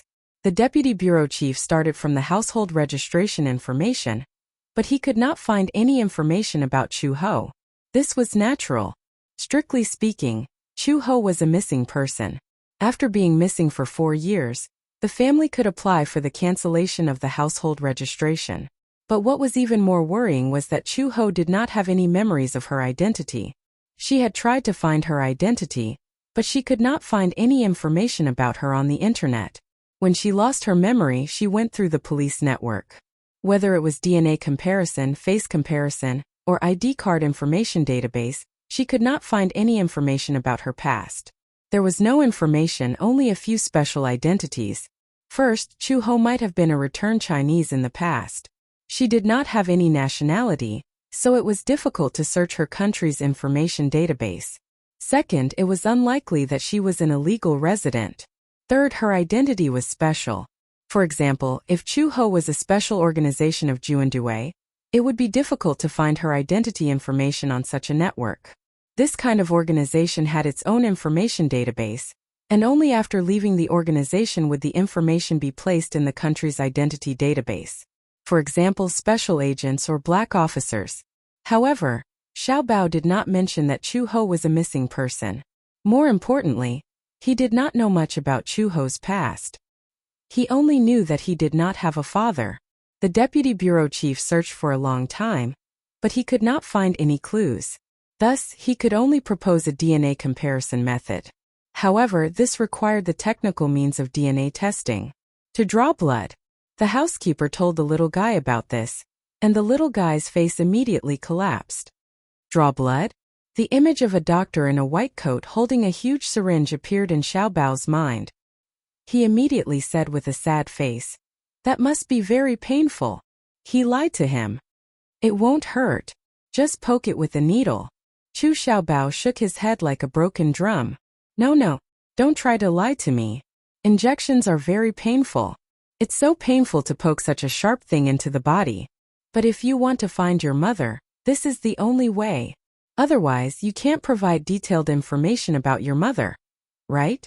What about your father? At the mention of Daddy, Baby Chu lowered his head in disappointment and pouted even more aggrievedly. "I don't have a father." The housekeeper tried his best to comfort, and finally managed to coax the tears that was about to come out of his eyes. In the end, Baby Chu finally decided to compromise. Hence, the deputy director sent someone to bring the child to the hospital to collect information. This old housekeeper was quite good at coaxing children. Chapter 2735. He still had some tricks up his sleeves. After collecting Xiao Bao's DNA and sending it to the database for comparison, the deputy bureau chief said that it would take at least 2 days to complete. Hence, in the end, Chu Xiaobao was still brought back to the Gu family. Gu Jinglian was originally checking the accounts at the casino when he received a call saying that Xiaobao was not able to provide any useful information and was brought back to the Gu family. What? Gu Jinglian was obviously unhappy. Why didn't you leave him at the police station? The police station is short of manpower, so they won't be able to take good care of this little guy. Moreover, the little guy said that he wanted to go back to the Gu family to look for you. He seems to rely on you, old master, so... Gu Jinglian smirked coldly. Uncle Fu, I've never seen you so soft-hearted before. Uncle Fu smiled awkwardly. Gu Jinglian was too lazy to argue with him. Settle him down first and don't let him cause any trouble. Understood. Uncle Fu suddenly thought of something and had a flash of inspiration. He looked at Xiao Bao, who was fiddling with his fingers, and thought about it carefully. Old master, this little guy looks so much like you. Do you want to do a DNA test with you? Are you suspecting that he's my child? Gu Jinglian's lips suddenly turned cold and his tone froze. Do you think that with my style, I would be so sentimental as to leave a child outside? No, I don't mean that. Old master, please don't think too much, I'm just... Gu Jinglian snorted coldly and could not be bothered with him. He hung up the phone and continued to check the accounts. The accounts of the casinos were huge and could easily reach hundreds of millions. Generally speaking, he would personally check the accounts to prevent anyone from tampering with them. Checking the accounts of the 4 major casinos under the Gu family's name was extremely complicated. Only a capable person like Gu Jinglian could do it in a day.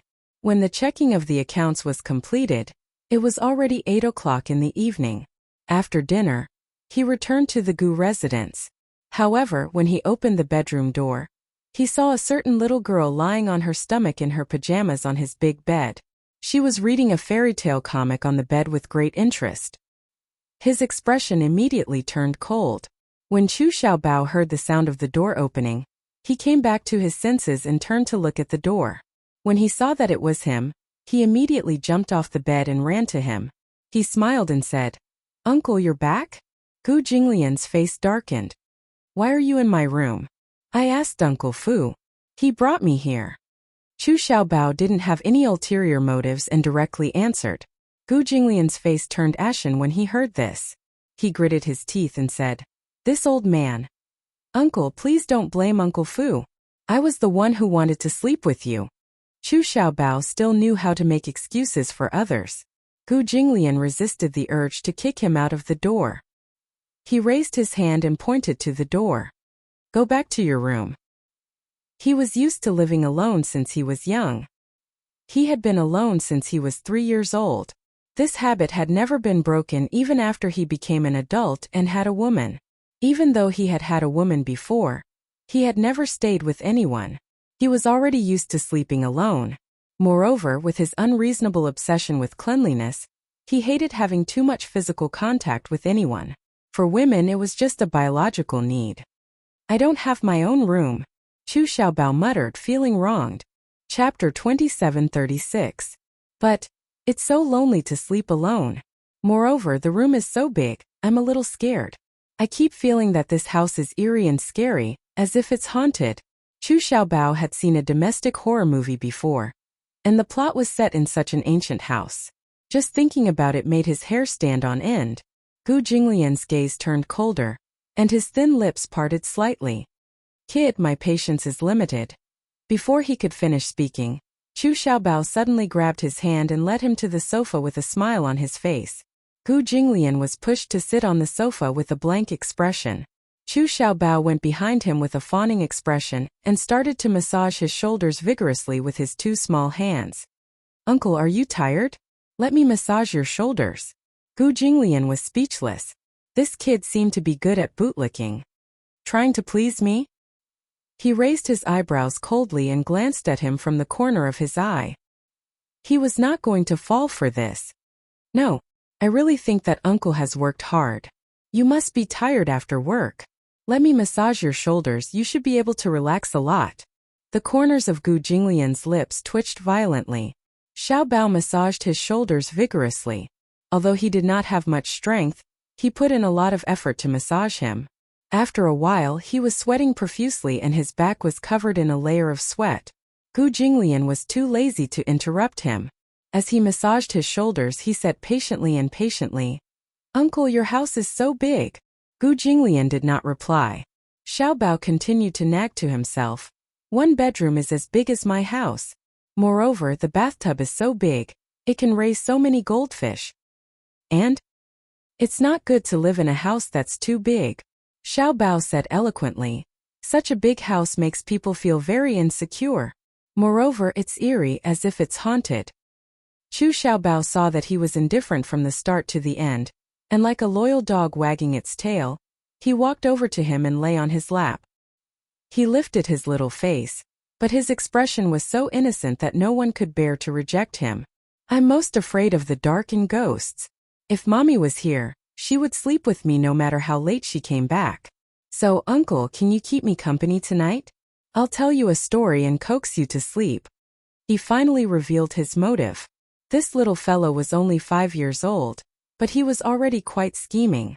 He knew that he had to curry favor with someone in order to achieve a goal. Gu Jinglian smirked and retorted, "Do you think I'm you? It's okay. Uncle's sleeping alone, you're lonely? I can keep you company too.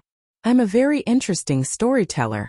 I can tell you any story you want to hear. He did not have the habit of listening to bedtime. Gu Jinglian commanded coldly, "Go back to your own room." Xiao Bao's expression froze. Gu Jinglian's coldness had frightened him. When he thought of going back to that big but eerie room and sleeping alone in the dark, he felt extremely aggrieved. He suddenly pouted, and his handsome and adorable face instantly wrinkled. His eyebrows were slightly furrowed, and he looked like he was about to cry. Chapter 2737. Gu Jinglian suddenly felt a headache coming on. He was already fuming from reconciling the accounts. Now that he was crying and throwing a tantrum, his head hurt even more. As he cried, he saw Gu Jinglian's gloomy face. He was just putting on an act, but seeing that his expression was not, he was completely scared to tears. Hence, he sat down on the ground and rubbed his eyes with his chubby little hands. His wails were quite earth-shattering. It was as if the whole world was going to shake after his cries. Once a child's childish voice cried. His voice would be sharp and ear-piercing, especially loud. Gu Jinglian was shocked by his cries. He stared blankly at the crying little guy. Boo-hoo. Boo-hoo. Uncle, you're so bad. You're so heartless. Boo-hoo. Uncle, you're a bully. He cried bitterly, and as he cried, he complained about his crimes. Stop crying. Gu Jinglian shouted at him. He glared at him fiercely. His fierce gaze frightened the little boy even more. Before he could finish a coherent sentence, Chu Xiaobao cried hysterically again, abruptly interrupting him. Wah! Gu Jinglian suddenly had a splitting headache, but there was nothing he could do about it. He was at a loss. He shouted at him again. If you cry again, I'll throw you into the pond to feed the fish. Wah! Uncle wants to throw me to feed the fish. Wah! Chu Xiaobao cried even more sadly, as if Gu Jinglian had done something so outrageous that even the heavens could not tolerate it. Gu Jinglian wanted to strangle him. He had never been patient with children, let alone the ability to deal with them. Just hearing Xiaobao's cries echoing in his ears made him extremely irritated. The fiercer he was, the more Chu Xiaobao cried. His eyes were red and swollen, and tears kept flowing out of his eyes. Pay attention, they were tears. He did not know where this child got so many tears from. They flowed without stopping. Were his eyes the source of a spring? Gu Jinglian had completely lost his patience. He suddenly stood up and wanted to leave. If this little fellow wanted to stay in this room, he would change rooms. In short, he didn't have the patience to coax this little ancestor. However, just as he stood up, Chu Xiaobao immediately cried and hugged his thigh, not letting him go. Uncle, don't abandon me. Don't abandon Xiaobao, Gu Jinglian said coldly. I'm warning you, let go. Uncle. Other than my mother, you're the best person to me. Even you don't want me anymore. Gu Jinglian was startled. Chu Xiaobao's tearful and sorrowful attack left him at a loss for words. Xiaobao didn't have a father since he was young. Uncle is like Xiaobao's father. He cares about Xiaobao and takes care of Xiaobao. Xiaobao silently swore in his heart that when he grows up, he will repay Uncle well and take care of him when he's old and when he's old. This guy was cursing him? Is it because Xiaobao is too troublesome so Uncle doesn't want Xiaobao anymore? Gu Jinglian said bluntly. Yes. Xiaobao stopped crying and stared at him anxiously. You're very annoying. Xiaobao's tearful eyes were glistening. Really? Xiaobao is really annoying. Very annoying. Sob. Chapter 2738. He was originally aggrieved, but now he was crying sadly. Gu Jinglian was upset. He got up anxiously, left the room and slammed the door. Surprisingly, Xiaobao did not chase after him. Instead, he cried even more sadly and fell to the ground. It was as if he had been abandoned by the whole world. He cried with incomparable despair. Gu Jinglian slept in the guest room. The guest room was very small compared to the master bedroom. He liked large rooms. Perhaps it was his personality. He did not like small spaces, just like his ambition that could not be underestimated. Xiaobao's crying made him full of anger. He went into the shower and took a cold shower. After washing up, he lay on the bed, but he could not fall asleep. Baby Chu's cries reverberated incessantly in her ears. He was completely brainwashed by his crying. He never thought that there would be a child who was not afraid of him at all, and liked to stick to him. He never thought that he was fated to be with children. Young children tended to like people who were approachable. However, it was precisely the keyword of approachability that he had no contact with. Unfortunately, he met this little brat. No matter how he threw a tantrum, glared at him fiercely, and shouted at him fiercely, he was fearless. Instead, he actually felt sad when he said those heart-wrenching words. Dependence? Why did this child rely on him for no reason? Gu Jinglian closed his eyes, but Xiao Bao's pitiful little face appeared in front of him. He suddenly opened his eyes, and his childish words seemed to echo in his ears. Uncle, I'm scared. I'm scared. You are the person who treats me the best in the world besides my mother. Even you don't want me anymore? This little guy was quite pretentious. Was he still crying? Could it be that because of his unintentional hurtful words, he was so sad that he did not sleep and was still hiding in the room and crying? Another scene appeared in Gu Jinglian's mind. Xiao Bao was trembling under the blanket alone, hiding under the blanket, because he was afraid of the dark. He was so scared that he did not even dare to breathe loudly and was shivering. Children were all afraid of the dark, ghosts and demons. He was only 5 years old, so he didn't have any ability to resist these things. What he said just now was indeed very hurtful. After all, she was a child. It was normal for her to be pretentious. Moreover, even if she liked to stick to him, it would only be for a short while. He was a man. Why would he be so calculative with a child? Gu Jinglian was caught in a dilemma. Half an hour later, he appeared at the door of the master bedroom again. He really felt like he was possessed. Gu Jinglian was dressed in his pajamas. He pushed open the bedroom door and thought that he would see the scene that he had imagined. For example, the clingy little brat was tossing and turning in fear under the blanket. However, as soon as he opened the door, the child's innocent laughter immediately rushed into his ears. Ha ha ha ha. It was so fun. I want more. Gu Jinglian looked in the direction of the voice and saw Uncle Fu sitting on the bed, holding 100,000 little jokes. Xiao Bao was lying under the blanket, shaking with laughter. There were tears in the corners of her eyes, but they were not tears of sadness or fear. Instead, they were tears of laughter from the jokes. Gu Jinglian was speechless. What the hell? Chapter 2739. The child's face and the weather in June could really change so quickly. Uncle Fu heard the commotion at the door and immediately looked up. When he saw that it was him, he immediately stood up and smiled wholeheartedly. Old master, why aren't you asleep yet? Not asleep yet. Wasn't it because he was worried that the little rascal was so frightened that he couldn't sleep well? Chu Xiaobao also noticed him and looked over. First, he glanced at him. Then he crossed his arms angrily and turned his face to the side, as though he was angry with him. Humph. He seemed to be angry at him and snorted disdainfully. Angry at him? Gu Jinglian felt the anger that had subsided suddenly surge up again. He still had the cheek to be angry with him. Chu Xiaobao asked angrily, Why are you back? You still have the cheek to look for me. Chu Xiaobao said angrily, Are you asking me to forgive you? Humph. Scoundrel, big scoundrel, I won't forgive you. Gu Jinglian was so angry that his face was contorted. He glared at him, but before he could say anything, Xiao Bao made a face at him and said, Scoundrel, go away.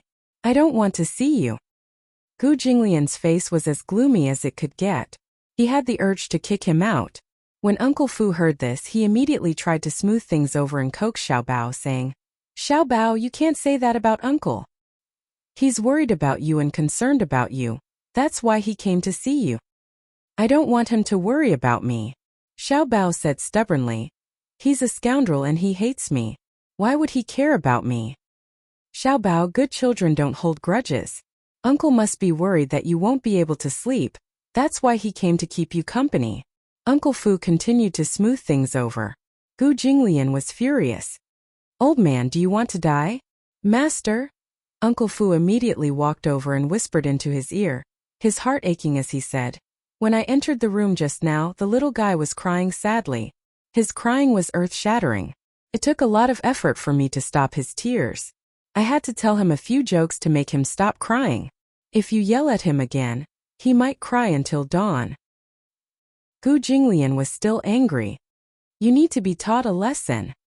Old master, it's not like you don't know that when a child cries, the sky falls and the earth rends. If he continues to cry uncontrollably, the entire Gu residence will be in chaos because of him. Gu Jinglian looked at him coldly. Are you blaming me? Make him cry. I wouldn't dare. This old man is not criticizing you, master. Uncle Fu continued to persuade him patiently. Master, why lower yourself to the level of a child?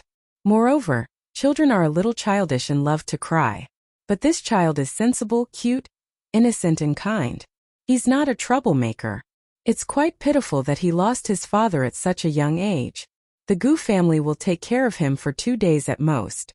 Once there's news from the police station, he will be sent home. Master, you're wise. Don't lower yourself to the level of a child. Gu Jinglian's face was still tense. Why don't you go and coax him? Uncle Fu tried to persuade him again. I can see that this child likes you very much. Gu Jinglian took a deep breath. He didn't know where he found the patience to listen to Uncle Fu, and not lower himself to the level of Chu Xiaobao. Thus, he walked to the side of the bed and sat on his side, looking at him coldly. Uncle, it's not good. Don't be angry, okay?